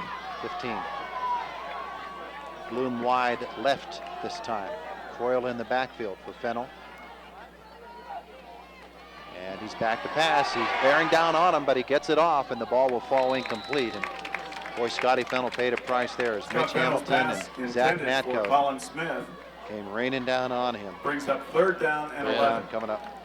If you're going to run patterns, you're going to have to run them, run the short ones. They're open, especially if you see the defenders playing off that much. But if you try to run these longer patterns or patterns with a double move on them, you can see what that pass rush does. You don't have time to throw the ball, and it just, when Fennell has to move outside of the pocket and throw, while being chased, the ball is just not, the accuracy's not there. Just over 11 yards to go for the first down. Natko comes up tight on Bloom on the line of scrimmage on this play. He's going to bump him right off the line of scrimmage. Fennell takes the snap back to pass. And he's caught, and down he goes. Flag flies, ball rolls loose. They're going to say that he was throwing the football, and it's an incomplete pass. And then we'll check out the flag. That is ruled an incomplete pass. Defensive line just absolutely crushed the offensive line there. And all those big guys we talk about, the guy who was inside there was Samoji.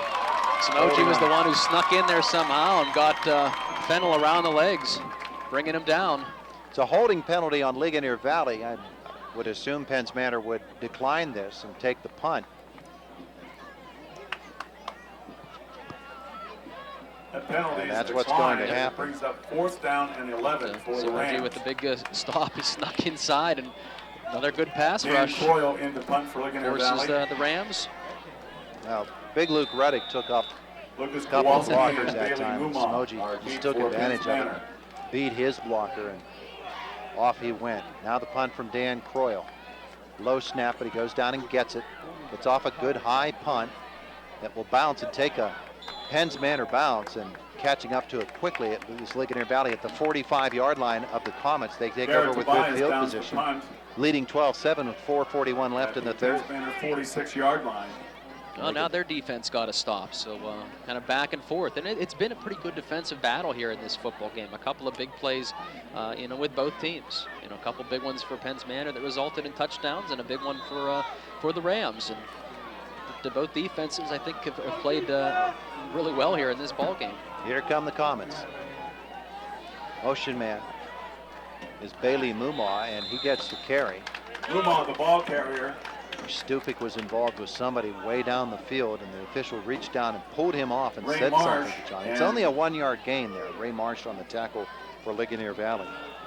And Nick Boring and again, for Ligonier Valley. Every play this half, the Comets have been under center. And I'll say it again, a lot of their big plays come with Kowalski in the shotgun, and he's able to to deliver those play fakes a lot more effectively. There's a lot more deception, it seems, when he's in the shotgun, and it just seems like everything slows down a bit when he goes under center. Luke Reddick just came off the sideline. I don't know if Luke was in on that play. That would make a difference. He's your starting guard. Kowalski in the gun here, and he hands it off to Tate. Wow, good what a good tackle. tackle. Louis Tate, the ball carrier, Derek Croyle. Derek Croyle got him. And again, no gain very for little Louis there. gain. Now they might have given him a yard, but it's going to be 3rd and long. That's a big tackle, too, because 47-yard line. there was a little bit more room that time for 3rd Louis to down run and the 9. football. But Croyle shot in there, grabbed him around the legs. Good open field tackle, and just a great read by Derek Croyle. 3rd down and 9 for the Comets now. Marshall comes out, slot right. Kowalski sends Dumb in motion, takes the snap and rolls to his right. He wants to throw, and he does. He goes all the way down the field. He's got his man. Brett Brenton inside the 30-yard line, inside the 20-yard line, and down to the 19. Lucas Kowalski's And pass give the is line completed credit. to Beck Lucas had Clanton. all day to throw that ball. It was a quarterback, a sprint right for the Down to the quarterback. 19-yard But he line. wasn't being pursued at all. There was no 34-yard pressure on him. He was pass able to play. deliver the ball, still wasn't And a able to first get a down great for grip Manor. on it. Otherwise, that's going to be a touchdown if he grips that one and throws that more of a spiral. But the receiver's still that wide open. And we saw that same pass pattern missed earlier in this football game. That time, same play, just as open, and the ball was caught. 34 yards on the reception down to the 19-yard line. How about this formation? Steve Dumb is split wide to the left. He's your starting guard. Kowalski is going to take the snap. Dumb is going to come in motion and pick off a defender, and Kowalski keeps it around the end, makes an adjustment, has the first down. Inside the 10-yard line he goes. Well, that has to be a scary sight, seeing Dumb come at you from that wing. Yeah, and I think they used him almost as a decoy.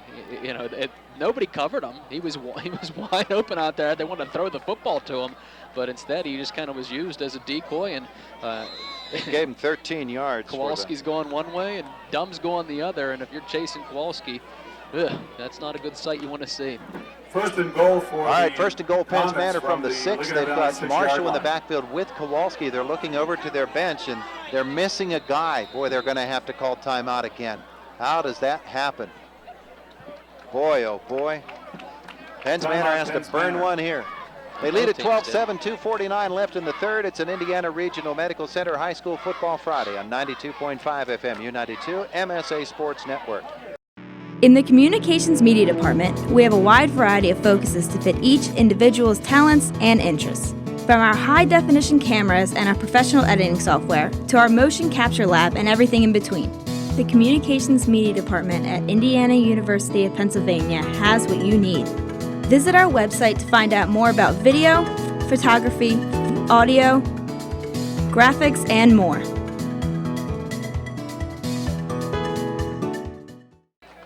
Penns Manor calls the timeout. They've got 1st and goal from the Ligonier Valley 6, clinging to a 12-7 lead.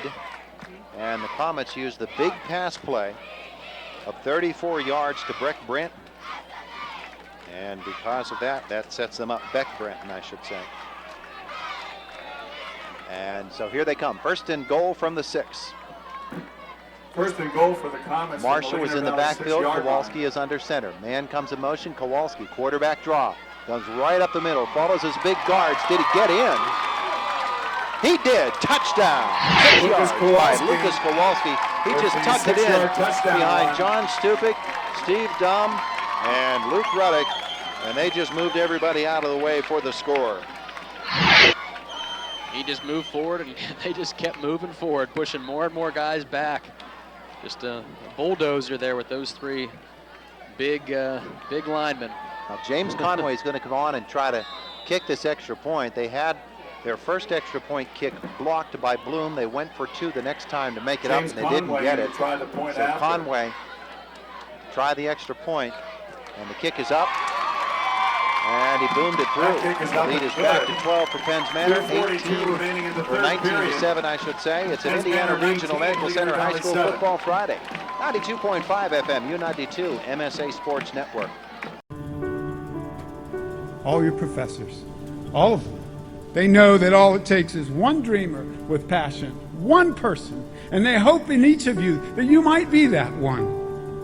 who makes a longer-lasting light bulb, who writes music for the ages, who reaches into the mind and discovers a new star, and who can change the world of a fifth grader. We're gathered here to hope in you. And here at Ligonier Valley's Weller Field, Penn's Manor has just taken a 19-7 lead. Our drive summary brought to you by Wood Chevrolet of Plumville. 5 plays, 46 yards, a minute and 59 off the clock. The touchdown is a 6-yard run by Lucas Kowalski. The big play, a 34-yard pass on third down to Beck Branton. And it is 19-7 Comets. Well, on the Rams touchdown drive of this half, Colin Smith is deep. they were facing a 3rd and long, and a pass play converted for them. And the same deal with the Comets here. Both led to touchdowns afterwards. Ethan Marshall's kick bounces off the hands of one man who picks it up back at the 17-yard line. And out across the 25 to the 28-yard line is Garrett Tobias, and that's where the Rams take over, trailing at 19-7 with 2.5 left in the third. Rams' chance to answer now. They've that one touchdown drive aside, they've really struggled running the football here. Which means probably that they try to follow that old philosophy of sort of a reverse philosophy for high school football around these parts. Pass, pass, pass to open up the run. Bloom splits wide to the left. Natko comes up right on him off the line of scrimmage. The snap and the long pass, intending it for Alec Bloom. Another jump ball. And back there, and he's going to haul it in. Lucas Kowalski was there with him, but Bloom hauls it in at the Comet 45-yard line. That's just a jump ball. And Bloom is 6'7" and used his body to shield Kowalski off the pass. Yeah, and that's exactly what it is. It's not as if Bloom was wide open there. Kowalski's standing right there with him, waiting for the ball to come down. And just Bloom 45-yard line. Too much taller. No huddle. Fennell once again. And they put Natko out there hoping he can jam Bloom off that line of scrimmage. Now Fennell back to pass again, looking again for Bloom. Kowalski back there again. This time he can't haul it in. And it looked like that time Lucas decided that instead of going up and try to jump ball with him, he would try to pull Alec's arms down away from the ball as Alec went up for it. And that's exactly right, Todd. We'll talk about this in a second. We have an injured guy on the field. And it is a Ram. Let's see who it is. In the backfield, is that Fennell? It is Scott Fennell, who took the hit after the pass. He's been taking a lot of those, and that one he is hurt. Down on the field right now. Let's take a timeout. 2:18 to go. 19-7 Penn's Manor. 92.5 FMU 92, the MSA Sports Network. Creepy, kooky, mysterious, and spooky. Coming to IUP's Performing Arts Center, the Addams Family. Lively Arts Ovations proudly presents a terrific musical, sharp with fun for the whole family.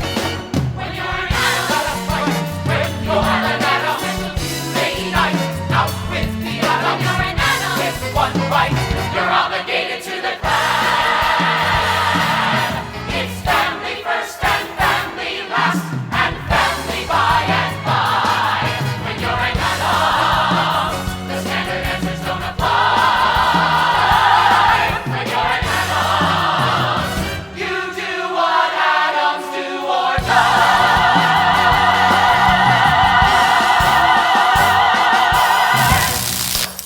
Tickets go on sale September 24 at the Hub box office and IUPtickets.com.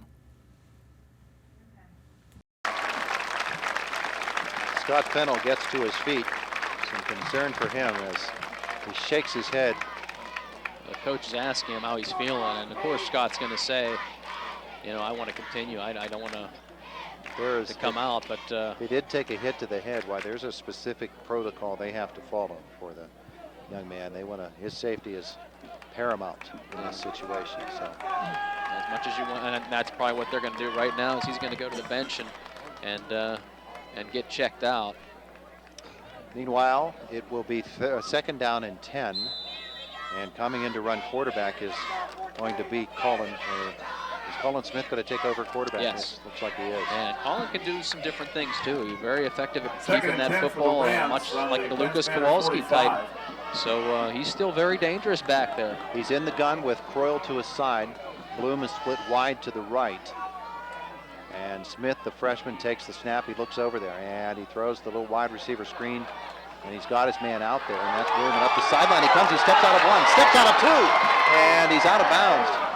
But he was caught in the backfield and got away, and we'll see.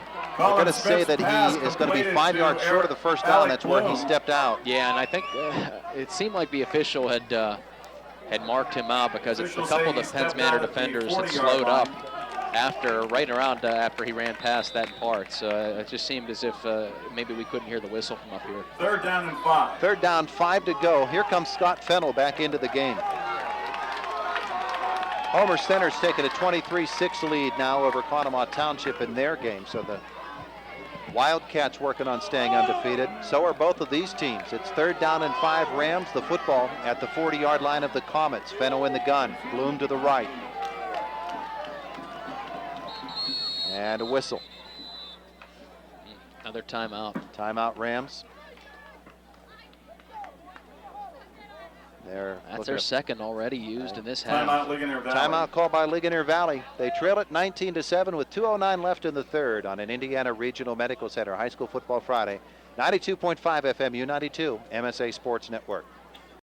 In the Communications Media Department, we have a wide variety of focuses to fit each individual's talents and interests.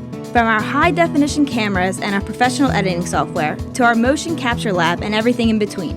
The Communications Media Department at Indiana University of Pennsylvania has what you need. Visit our website to find out more about video, photography, audio, graphics, and more. Ligonier Valley calls their second timeout of this half, trailing by 12 points with 2:09 to go in the third. That could be a key thing. They burnt 2 timeouts.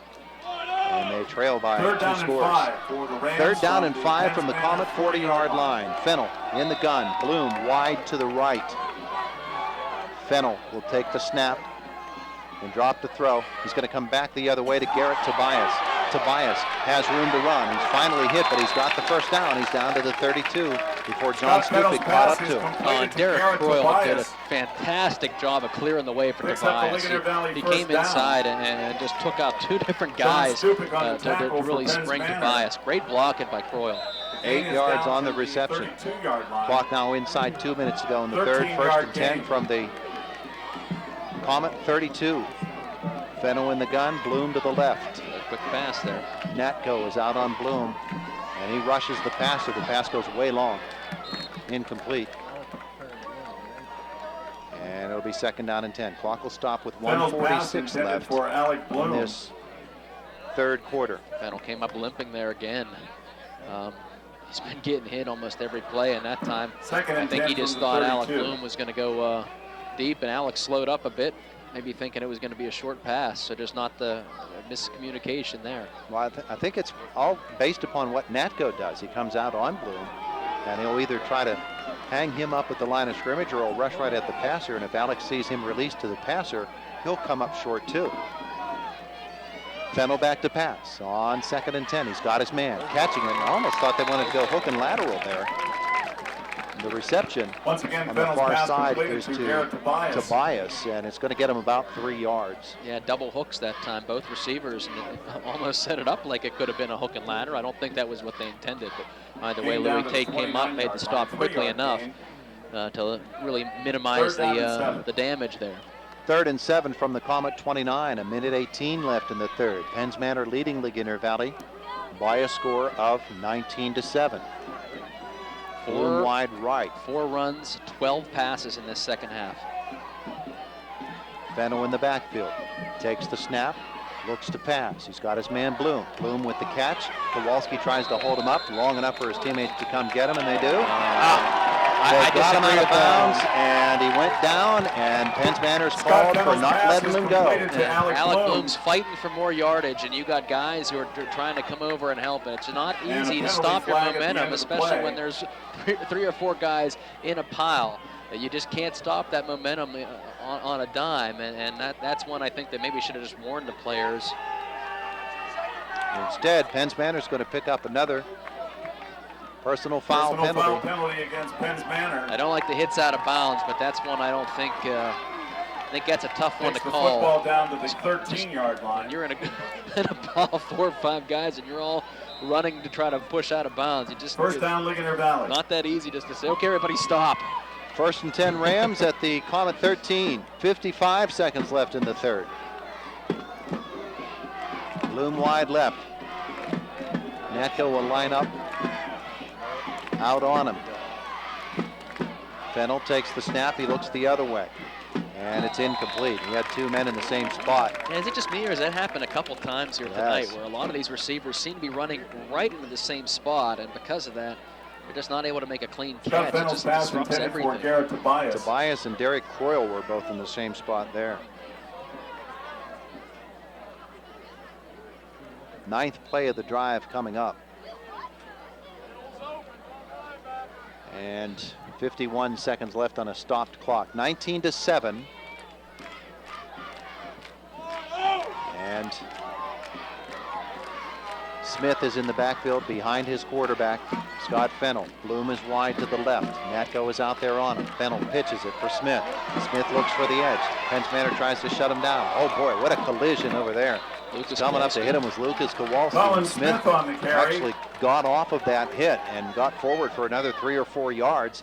He's inside the 5-yard line. Looks like a 1st and goal coming up. Yeah, good Now block. they're going to put it back at the 6. Down to the 5-yard line. Nose of the ball on the 5. Good blocking, though, on the outside by the Ligonier Valley Rams. And boy, that was a collision, and almost like Smith bounced off of that, and that helped propel him forward a bit. Up 3rd down. All right, it's going to be 3rd down and about 3 yards to go, just outside the 5-yard line. Here come the Rams on a rolling clock. 10 seconds left now in the 3rd quarter.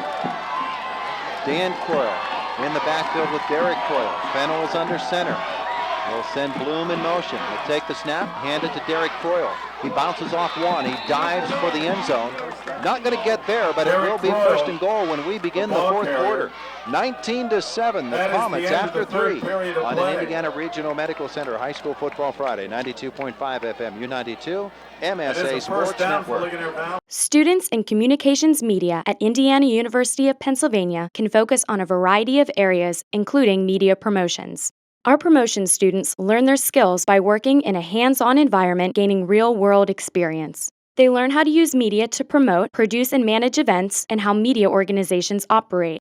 They create promotional campaigns and help clients pitch their services, products, and events. With excellent classes led by experienced teachers, the Communications Media Department at IUP is perfect for students interested in media promotions.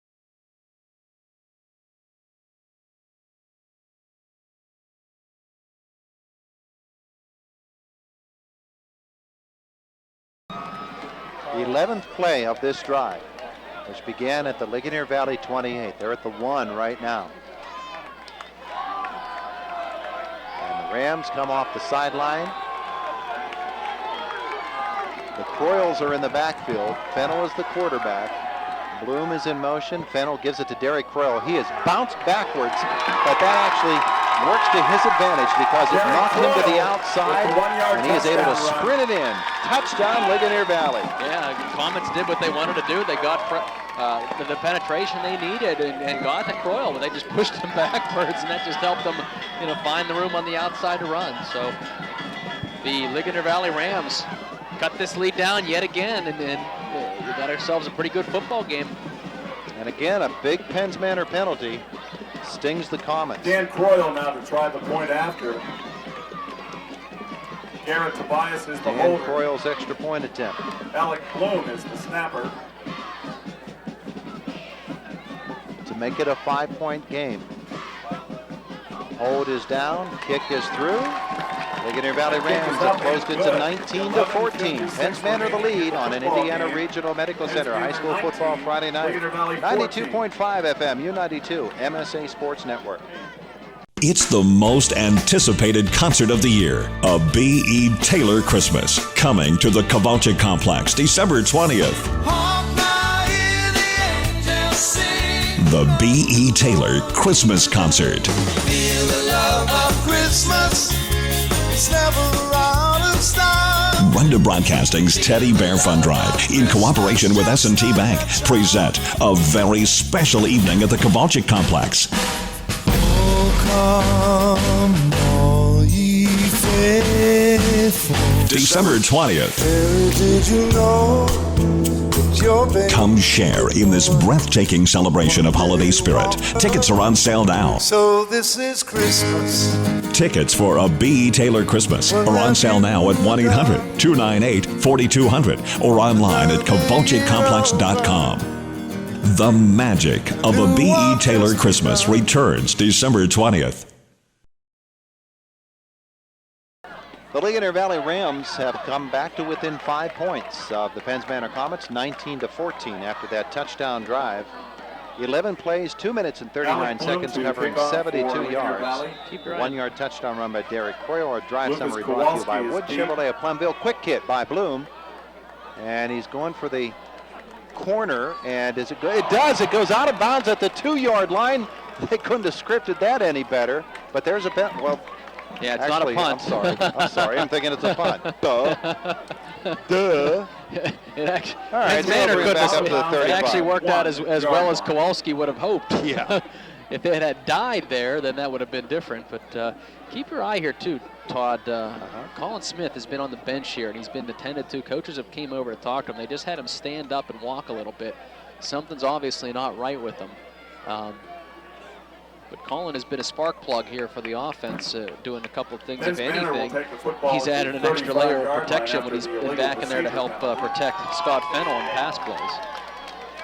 All right, so the football will be at the 35-yard line for the Comets. And on first down with the run, is this Louis Tate again? It's Louis Tate, and there he goes. I said that during the break that Penns Manor better do something offensively because they've not found a solution to Alec Bloom. Well, that's pretty good right there. 15, 25, 26, 27, 27 yards. 28-yard gain and when they are in that shotgun formation, it just seems as if that's where it freezes that defense a little bit, because you have to account for a guy like Louis Tate with his speed around the outside and Kowalski with his speed. So it just changes a whole lot of things up. All right, first down and 10 for the Comets, and the carry comes to Ethan Marshall, right side. Ligonier Valley shuts that down. Ethan Marshall is the ball carrier. Flag is Somebody let him fly in there. Is Ligonier Valley going to pick up a personal foul penalty here? Well, I know the Comets are saying that they should, because I think Ligonier Valley initiated it. Now, who did they catch, though, is the key. Usually they'll catch the second guy doing it, so. This isn't hockey where you get a dive penalty, so. Well, both guys were doing it to each other, but who, we'll see who started it, and it's been going back and forth. That could be the discussion over there if we have offsetting. You might see the offsetting penalties here, because both guys were kind of getting into it, and both were away from the play, so either guy, you got to be smart. No officials still discussing, and here comes the signal. A hold on Penns Manor. Holding penalty against Penns Manor. And personal a personal foul on Ligonier Valley. So it's interesting. They were penalty on each team, but not the ones we were expecting necessarily, although the personal foul was. Well, the personal foul came afterwards, so they might go back 10 and up 15. That's what they're going to do. Now, it looks like they're counting the run as well. Yeah. So it's basically you give them a yard on the run, you go back 10, you go up 15. It's the all-common 1st and 4th. The result of all of that is. Who had the run? Oh, maybe not. Marshall. Now it's going to be 1st and 10. I thought they were going to. So PM gets a 10-yarder, LV gets a 15-yarder, and on first down, here's Marshall trying to bust into the secondary. Doesn't get beyond that linebacker. Marshall is the ball carrier. But he does get about 5 yards. And that's the key with this Ligonier Valley team, those linebackers. If you can get past them, you got a real good chance of making something happen. But that's that line of defense that is just so difficult to run on. They're very, very good and great open field tacklers. 4 yards for Marshall, 2nd down and 6 coming up, and the clock is as important now for Penns Manor as anything else. Well, if they're able to use more of the clock and put a score on the board, it really puts the pressure on Ligonier Valley to score quickly. Tate in the backfield with Marshall, motion man, and Kowalski wants to keep it himself and get to the corner, and he does. He's got a block out ahead, and he's inside the 20-yard line, driven out of bounds there. Lucas Kowalski by on the Tobias, but that is going to be another Penns Manor first down. Picks up a Penns Manor first down. just using the speed. Got some blocking, but he was being chased, and Lucas just outran the defenders to the sidelines, and Tobias finally caught up with him. Down to the 17. It's a pretty good pickup that time. Yeah, about 15 yards there. That's what I had. All right, he's in the gun now. He takes the snap, keeps it himself again. Can't get off the tackler, though. Lucas There he goes down. Kowalski, Parrish got him. tackled by Elijah Parrish. Good wrap up by Elijah. It's a nice, About the nice tackle. 14-yard I line. think Billy Packer would just as soon 3-yard gain. go Lucas Second and Kowalski 7. left, Lucas Kowalski right, mix in a little Louis Tate there, and maybe an Ethan Marshall, but he wants his most sure-handed ball handlers out there. Kowalski, I don't think, is feeling his best right now. He's got Marshall right behind the line of scrimmage, though, so he's not going to get this carry. Tate will. Louis looks for a space, coming down the line to get him after he Louis gets a Tate yard wrapped or up two. by Garrett Tobias. Garrett Tobias coming down from that corner position. You know, the one thing I've liked, though, what I've seen from the running backs of the Comets here in this game, this is a really good hitting team, Ligonier Valley, but it seems like every time that they stop one of these running backs, they still end up falling forward and 1 pushing yard gain forward to on get the play. something out of nothing. That Third down time, and 6. Louis Tate could have been stopped for at most no gain, but fell forward and was able to push to get at least one. It's important 2 plays here. 3rd down and 6 from the 13. Kowalski right up the middle. Again, he gets that push from his offensive line, and look at it go. And that was with Ruddick actually getting stood up a little bit, and he just burrowed in behind Kowalski on Stupik the and keeper. Dumb. Got close to the 1st down. Looks like it'll be 4th down and a yard. Yeah, Ruddick got stood up, but as you mentioned, Stupik and Dunn were still there. And Mitch Hamilton, too. yeah, those are some tough They might guys. measure for this. Official timeout. For a Bring the measurement. sticks out. Well, I think if he doesn't get it, you're probably going to see the exact same thing happen. Football looks like it's about the 7-yard line. And they'll stretch this stick out. Steve Dunn goes up to take a look at it. I think he's short, but I don't know for sure. Official says Just shy of a first just down. shy, about 6 inches or so. This is the almost the exact yeah. same So it's spot 4th Ligonier Valley down was in, and less than a and yard. Fennel on a 3rd down and inches to go from this spot of the football field was caught for a 6-yard loss. I mean, it's almost the exact same spot and almost the exact same distance.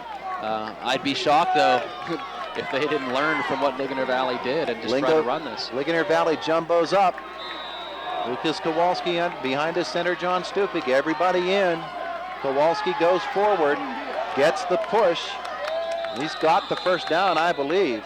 Yeah, all he needed was a couple of inches, and I think that's what he got. There wasn't a push back, and normally, in order to stop that play, you have to stand the lineman up, and I don't think they did that. And the spot. Well, I think they just signaled 1st down, so They're going to measure apparently again. Official's one official timeout. looked like he was signaling 1st down, but I thought that was fairly straightforward, but we'll find out. well, when you're talking about inches, all you have to do is get forward just inches. And normally, if you don't see that offensive line get stood up right at the line of scrimmage, it's almost a guarantee. I didn't think it was going to be this close. Everybody's interested. Ligonier Valley says we're good. Official points the other way. Penns Manor says it's our 1st down. It's 1st down somebody, but who? It's like right at the tip, and they're going to say a 1st down. Wow, you've never seen that much of a delay. The chains were stretched out. All the officials were looking at it, and nobody knew what to make a call. It was right there. I'm actually surprised with the spot, Todd. I thought that it certainly looked like it wasn't that close. Apparently, it is a Penns Manor 1st down. 1st and goal from the 7-yard line. Here come the Comets. 1st and goal for the Comets from the Ligonier Valley 7-yard line. Kowalski under center, empty set behind him. And he keeps it himself again.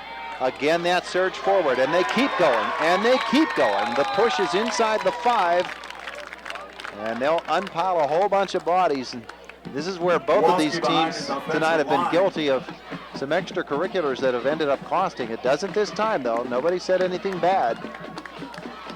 And the football will be at about the 1 yard line. No, there's been a lot of hitting, a lot of battles there, and a lot of things going on after the whistle. And it's just such a physical game here tonight by both teams. You're seeing a lot of that extracurricular stuff, but boy, you're either team, you've got to keep your composure here. So I'm sure that's one thing that the coaches are really stressing, guys. No matter what happens, keep your head. Second and goal from the 2 yard line. Penns Manor trying to put another score on to maintain restore a 2-score lead. Kowalski under center, calls it out. Sends a man in motion, Tate. Fakes one way, comes back the other. Goes off his tackle and off his center and is pushed back. I don't think he got in. He gained a yard, he needed 2. But still sets up third down, and really, I guess if you're Coach Packer, you'll take that because it just takes more time off the clock. And remember now, is there somebody down for the Comets? Yeah, there was, and he's getting up slow, and that might be Kowalski. It is. He's been getting beat around here, and remember, 3rd and goal from inside the 1. He's been a lot of these runs have been right up the middle, and he's really wow, just trying to get his bearings. He's been getting banged. Walks away from his huddle, and they send the play into him. He turns and speaks to his teammates. Boy, Lucas, I don't know that they want him to carry this football again. He's struggling just to get up to the line of scrimmage. I call a timeout. He's got right Dumb now in the backfield. Steve Dumb is in the backfield. And Kowalski keeps it himself again. He gets forward. It's a touchdown. Lucas Kowalski touched it out for a 1 yard run. Boy, is that a gutsy call. Your quarterback, unless he's great at playing possum, which I don't think he is doing right now. Well, no, see, they're dragging him off the field. I mean, he's, Now do you bring him back to play defense? That's the key, and he's key defender because he's the guy who's out there covering Alec Bloom. Well, I'd at least get him off the field. They're going to go for 2. Are they? Yes, they are. Yeah, they are. 25-14, a 2-point conversion attempt, and Kowalski is in the gun. The snap rolls back to him. He's in trouble. He releases for the end zone. Incomplete. Kowalski's pass on the 25-14, the Comets lead it. 6:50 to go in the 4th quarter. It's an Indiana Regional Medical Center High School Football Friday, 92.5 FM, U92, MSA Sports Network. In the Communications Media Department, we have a wide variety of focuses to fit each individual's talents and interests. From our high-definition cameras and our professional editing software, to our motion capture lab and everything in between. The Communications Media Department at Indiana University of Pennsylvania has what you need. Visit our website to find out more about video, photography, audio, graphics, and more.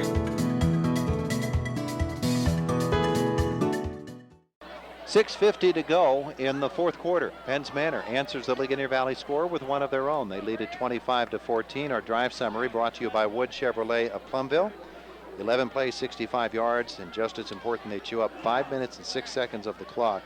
A 1-yard touchdown plunge by Lucas Kowalski. Homer Center is going to be undefeated after this week. They're now up, what did she say, 38-12? 38-12 over Conemaugh Township. They'll pile up some big points with that. And if Penns Manor can hold on, they'll pile up big points over Ligonier Valley with a double-A victory. But the Rams have 6 minutes and 50 seconds left. They've got quick strike capability, too. And it's going to be interesting to see if they keep Kowalski out there on defense. You know, he's been an important part, especially in the pass coverage. It's going to be interesting to see what they decide to do with him. Colin Smith is on the bench for Ligonier Valley. Looks like he's done Ethan for the night. Marshall will kick off. Scotty Fennell is back to receive this kick. Colin Smith is deep along with Dan. That's another offensive weapon that the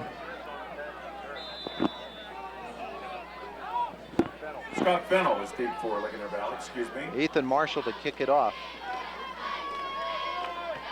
And He'll bounce this one at about the 25-yard line, and Fennell will receive it. He's out to the 20, to the 25, and he's down to the 30. There's been some hard hitting going on in this game. They're leaving nothing. I'll tell you, both quarterbacks are going to be awfully sore tomorrow. they're just both getting pounded. Scott Fennell. Here's the thing. Next week, Kowalski and the Comets are home to Penn's Manor. They are Penn's Manor. Or to Purchase Line. Yeah. And Ligonier Valley is at Homer. Kowalski's not coming out here. All right, Bloom is to the left. Natko over there. And the corner, it's going to be Beck Branton, who's only about 5'6". The inside route to Alec Bloom, and he's out to the 43-yard line. Branton got him. Fennell's pass completed to Alec Bloom. So that's going to be Beck Branton. Oh, they actually gave him all the way out to 45, 15 yards. Yeah, and they saw the mismatch right away, although I think it's still a mismatch when Kowalski's out there. Anybody covering Bloom right now one-on-one on either team is likely a mismatch. So he got 15, though, and if they have him one-on-one, now they're going to play up on him with Palatko. Can't say his name right. All right, the snap once again. Bloom runs the inside swim move, catches the football, but it's knocked loose from him by Branton. That's a bad call. Well, after the play, the ball was on the floor, and John Stupik went diving in on the pile, and the officials signal a personal foul. It's going to be personal foul on Penn's Manor, but it's a loose ball. Yeah, and he didn't know that he was going after the football. Did not know that it was an incomplete pass. You're taught to do that. If it goes into the receiver's hands and then out of it, they could easily have called that a fumble. That's a bad call. I just look, if they're going to be doing stuff after the play, fine. But boy, there's a couple of ticky-tacky calls in a game like this that means so much. Take the game out of your hands, put it into their hands. Use better judgment than First down, Ligonier Valley. All right, Rams will have it at the Comet 40-yard line with 6:20 to go. And Penn's Manor has to rebound from yet another What's a shame was that was a great play by all involved. A great throw by Fennell, good defense by Penn's Manor, and Bloom just couldn't hold on to it. Fennell in the gun. Takes the snap. Inside move by Bloom. He's looking for him again. Throws it long. Bloom is out there. Jumps up over. Has the catch. Gets free and into the end zone. The touchdown. 40 yards. Fennell's pass completed to Alec Bloom. Fennell to Alec Bloom. The Rams again. Touchdown. And that was just a jump ball. And I said the pass defense of Penn's Manor, if they're able to survive the pass rush, Ligonier Valley has a strength there. They can throw the ball on the Comets, especially because Alec Bloom was just that much taller. When are you going to double team this guy, though, if you're Penn's Manor? Because one-on-one, he is just manhandling the defensive backs. 40-yard touchdown. Branton is listed at 5'8" and 145. Bloom is 6'7". And the defensive backs are right there with them, but they're going for the ball instead of going for the receiver. It's just it's a mismatch. Royal to kick, and does Ligonier Valley have to burn their last time out? They do. They have to burn their final time out on this extra point attempt. 6:12 to go, 25-20. Indiana Regional Medical Center High School Football Friday, 92.5 FMU 92 MSA Sports Network. Why would they not go for two here? To make it a 3-point game. Why are they not double teaming Bloom? And why aren't they telling their defenders, don't go for the ball? Yeah. If they throw the ball up, he's going to get it off of you no matter what. Don't go for the ball. Grab his arm. Yeah, please.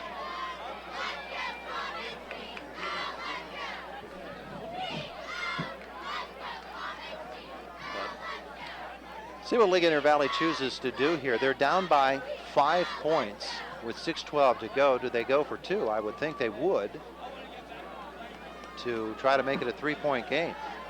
Yeah, they're going to now. And I think that's why they called a timeout. Fennell steps under center. He's got the Croyle brothers in the backfield behind him. Sends Bloom in motion. And then Fennell is back to throw, looking to the corner for Bloom. He's got it. The 2-point conversion is good.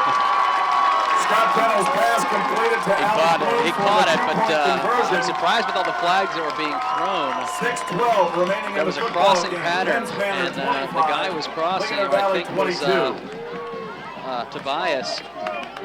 set a pick right in front of the official that took the one defender out. 6:12 to go, 25-22. Penns Manor still leads it. It's an Indiana Regional Medical Center High School Football Friday, 92.5 FM U92, MSA Sports Network.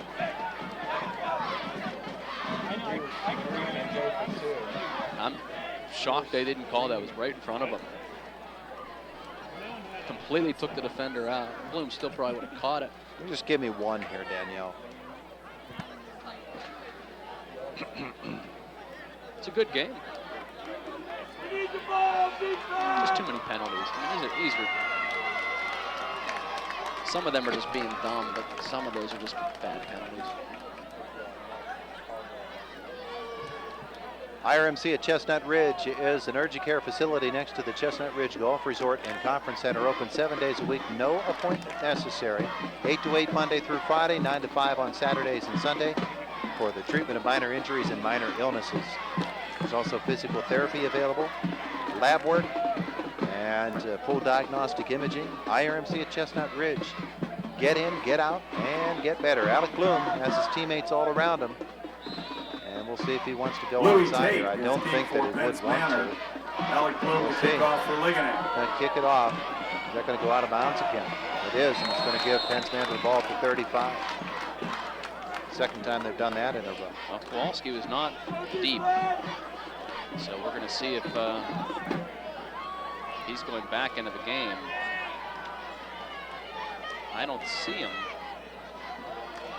which is going to be really, really interesting here. 6:12 to go.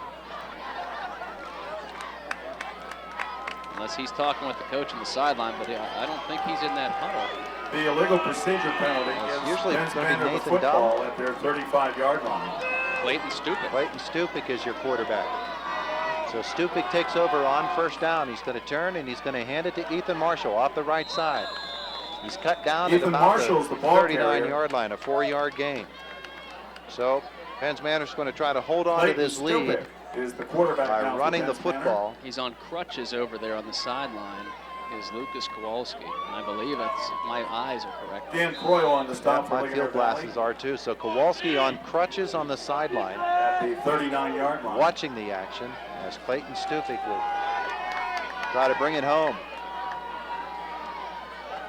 Stupic has Tate and Marshall in the backfield on second down. He's watching the official. They're trying to milk every second off this clock as they can. Wait for the hand to go up to signal 5 seconds. Hand off, Marshall once again.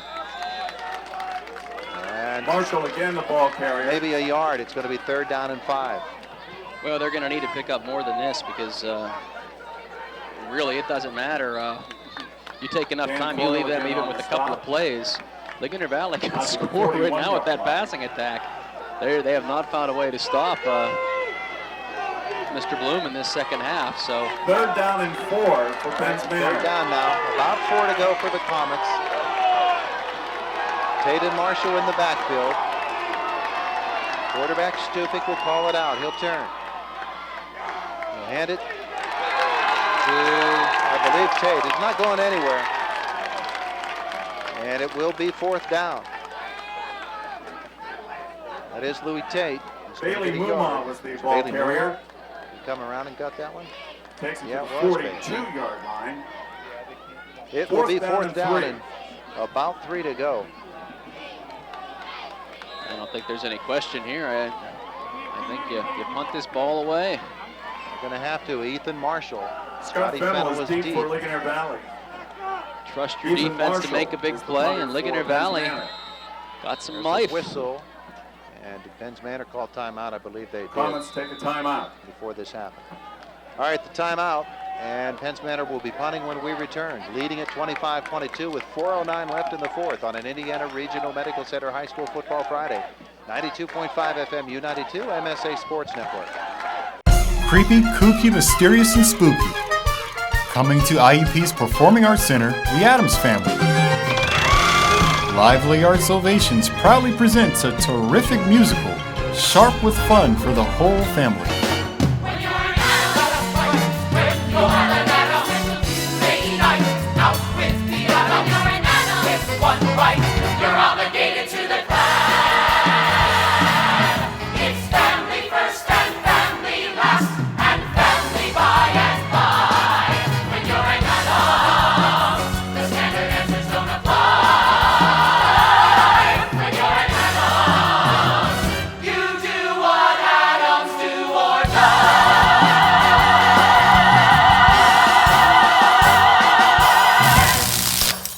Tickets go on sale September 24 at the Hub box office and IUPtickets.com. 25-22 Penns Manor. 4:09 left in the fourth quarter. These two undefeated teams have just been leaving it all on the field.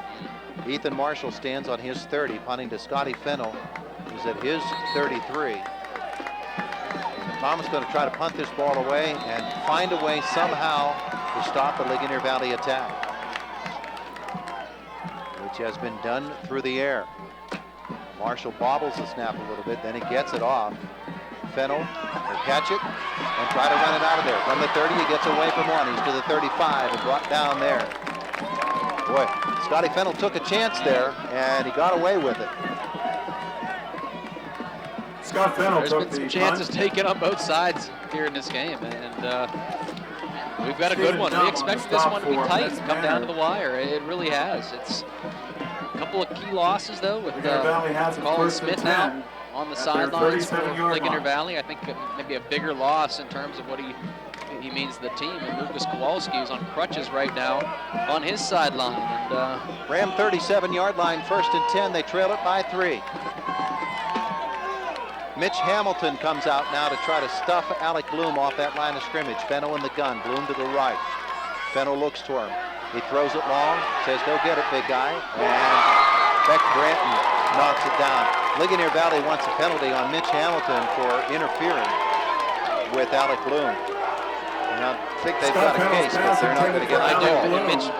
All Mitch has to do there is turn his head around, you know, and he's got good coverage. But that's how they're going to have to defend Alec Bloom. They're going to have to turn around or have two guys out on him, and a guy like Mitch Hamilton. He's going to have to stay with him in coverage until that pass rush gets to Scott Fennell.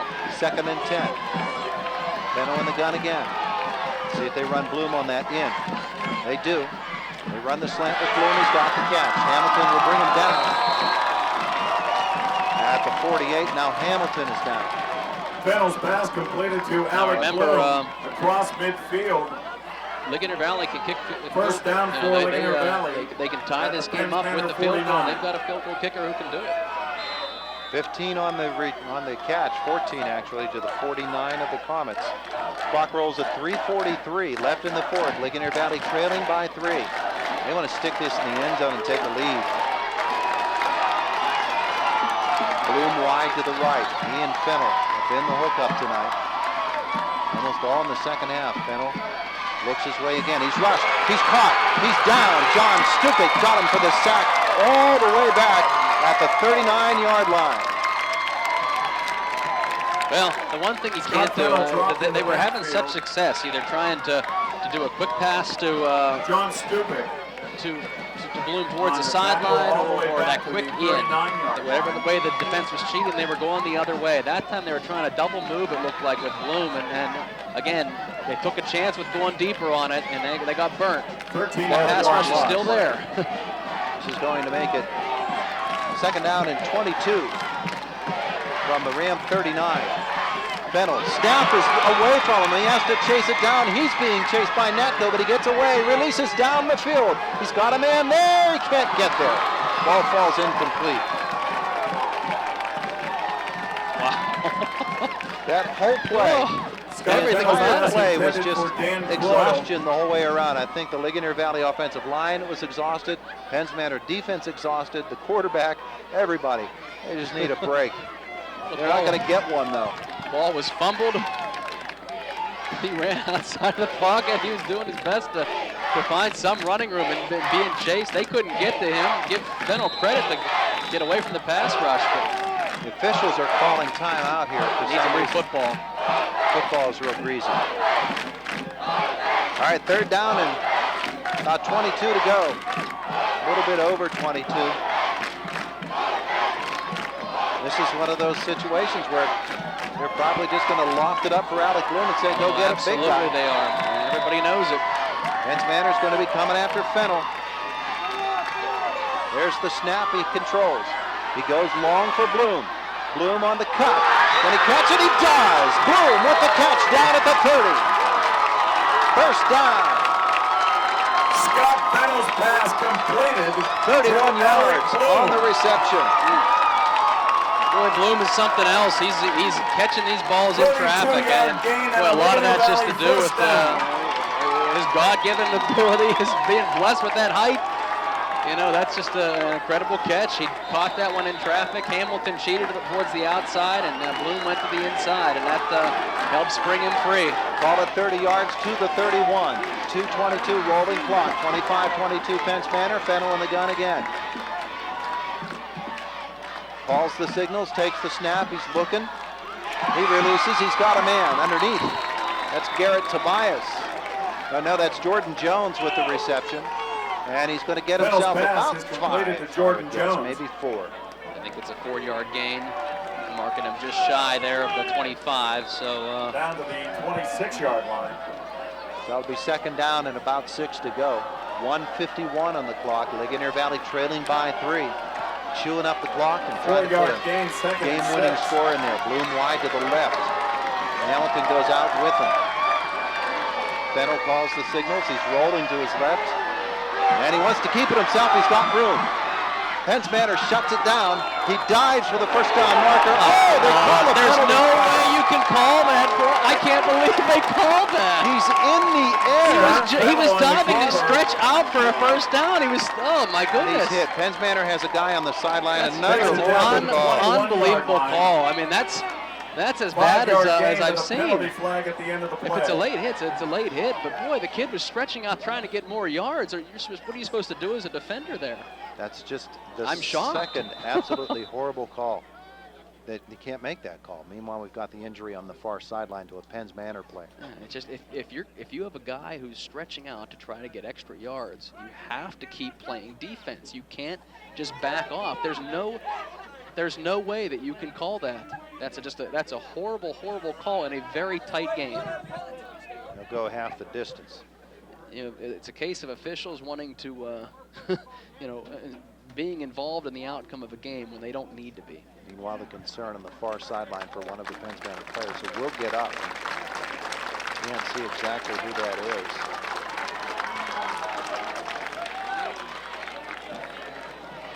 As he walks toward the bench, they walk off the penalty. It's a shame. The 15-yard penalty, personal foul penalty. Officials, I think, in this entire game have really changed the complexion of this game.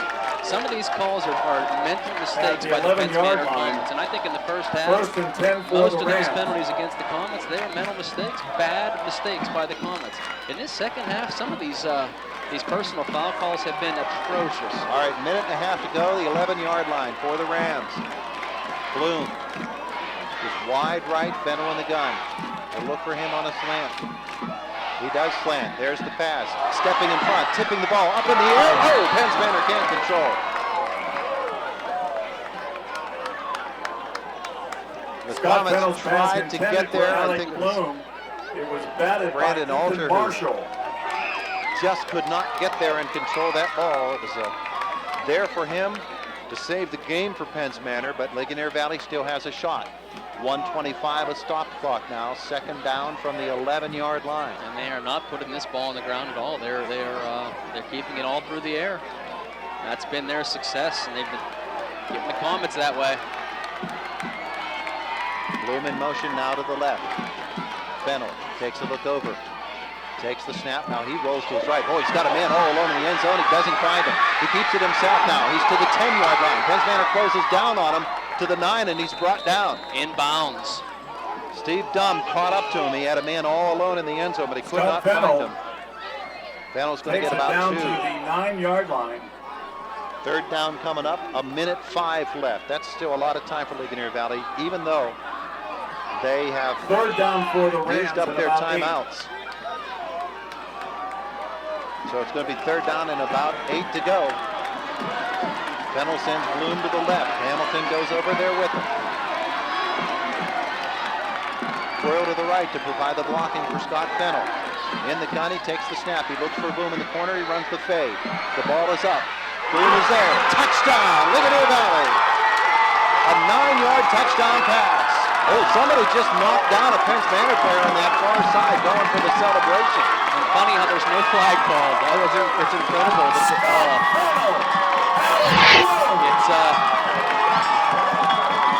a great touchdown pass. And Penns Manor had both defenders there, standing right there. Both of them turned their heads. Neither one saw where the ball was coming. Just not a great job defending that pass, and just a great job by Ligonier Valley of just taking advantage of a defense that just could not control the pass. Extra point attempt now. Ligonier Valley's first lead of the night comes with 35 seconds left. Now by Dan Croyle. Royals attempt. Ekes it in. That kick is It is good. 29-25. Ligonier Valley with 35 seconds left on the Indiana Regional Medical Center High School football Friday night. 92.5 FM U92, MSA Sports Network. Students in communications media at Indiana University of Pennsylvania can focus on a variety of areas, including media promotions. Our promotion students learn their skills by working in a hands-on environment, gaining real-world experience. They learn how to use media to promote, produce, and manage events, and how media organizations operate. They create promotional campaigns and help clients pitch their services, products, and events. With excellent classes led by experienced teachers, the Communications Media Department at IUP is perfect for students interested in media promotions. Ligonier Valley has taken their first lead of the night with 35 seconds left. It's the Rams 29 and the Comets 25.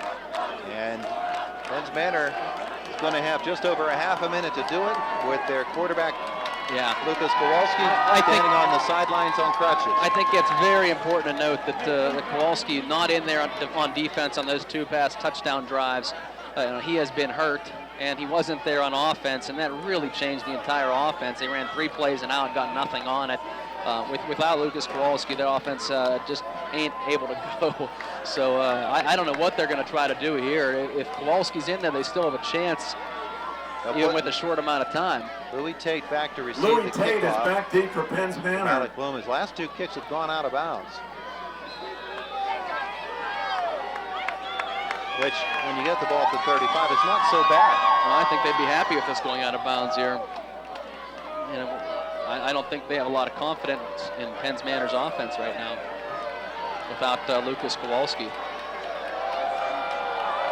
The approach by Bloom, he'll kick it right down the middle this time, and Tate will let it bounce, and then it gets behind him, and he has to go all the way back to the 10 to pick it up. Slips almost to his knee, and he did go to his knee. And that may do it. So with 33 seconds left, Penns Manor's got 90 yards to go.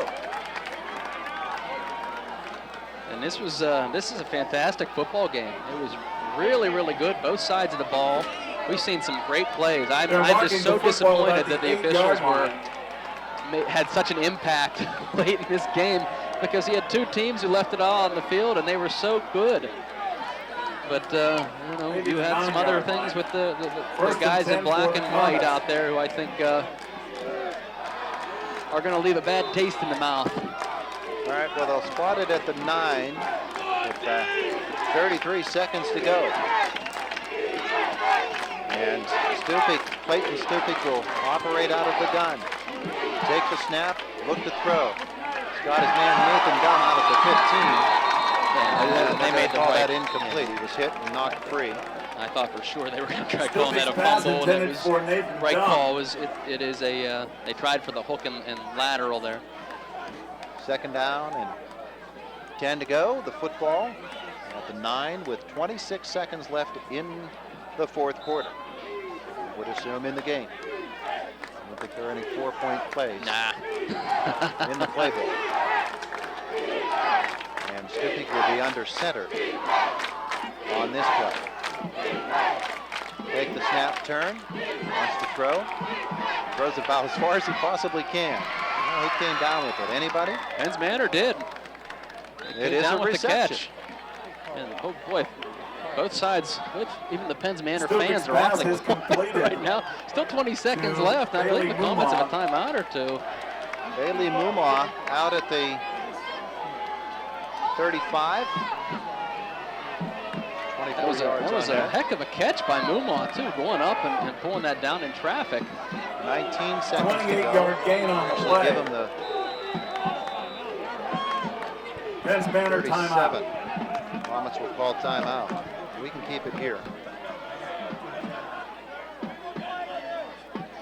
The Penns Manor Comets led this football game for most of this football game, but Ligonier Valley once they found their stride coming out of that locker room after the half, taking advantage of some Penns Manor penalties, taking advantage of big number 6 and number 17 tossing it up to him.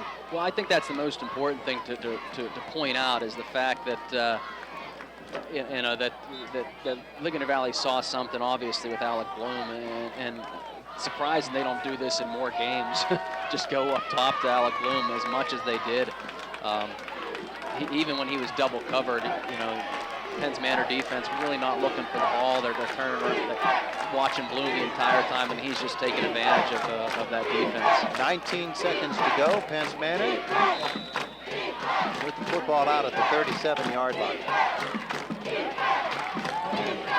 Look how deep the defense is playing. Try the swing back screen to Louis Tate. Tate is to the 40, to the 50-yard line, and trying to get out of bounds, and he does at the Ligonier Valley 47 with 10 seconds to go. Stupik's pass completed to Louis Tate. They got a shot or two here, but 15-yard time is just not on their side, and I'm not sure how many timeouts that they've got left. 10 seconds to go there at the Ligonier Valley 48-yard line.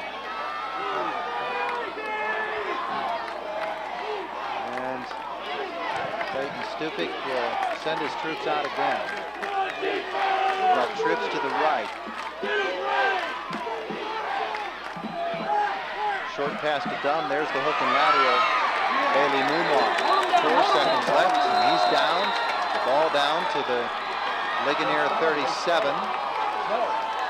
And they'll stop the clock long enough to set it for the first down and remove the sticks. The clock's at 1 second, so gain on the play to spike it. They just can't do this. 37-yard line. It's a first down.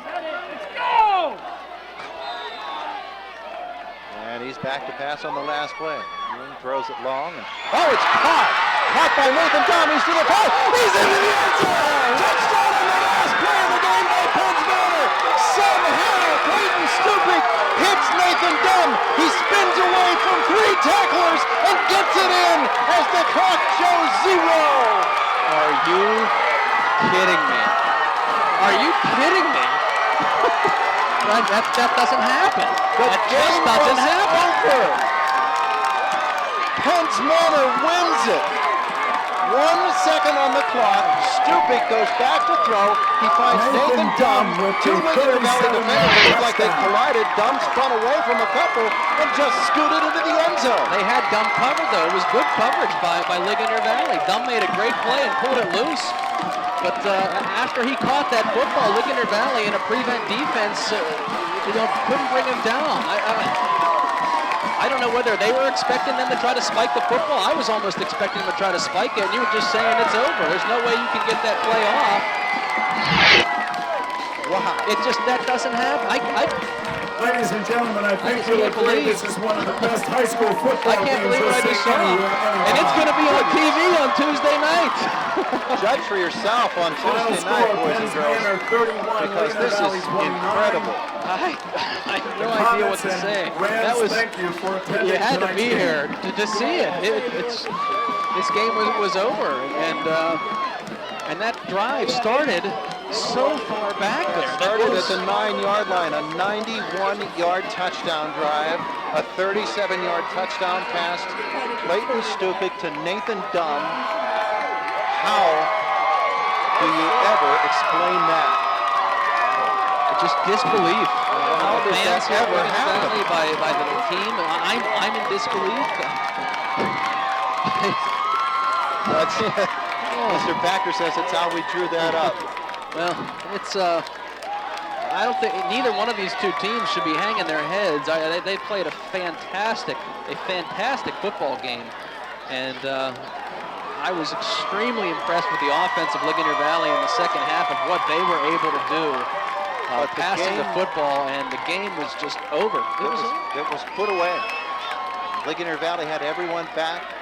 15, 20 yards down the field. The big man was back there playing center field along with a couple of his friends, and somehow little Nathan Dunn gets out there He right caught in the it. center of the field. He catches it. A couple of Ligonier Valley players look like they collided. And he spun off of one, spun yeah. off a tackle, and if they wrap him up and bring him down, he's still shy of the goal line, and it's over. He spins off a tackle and finds his way in.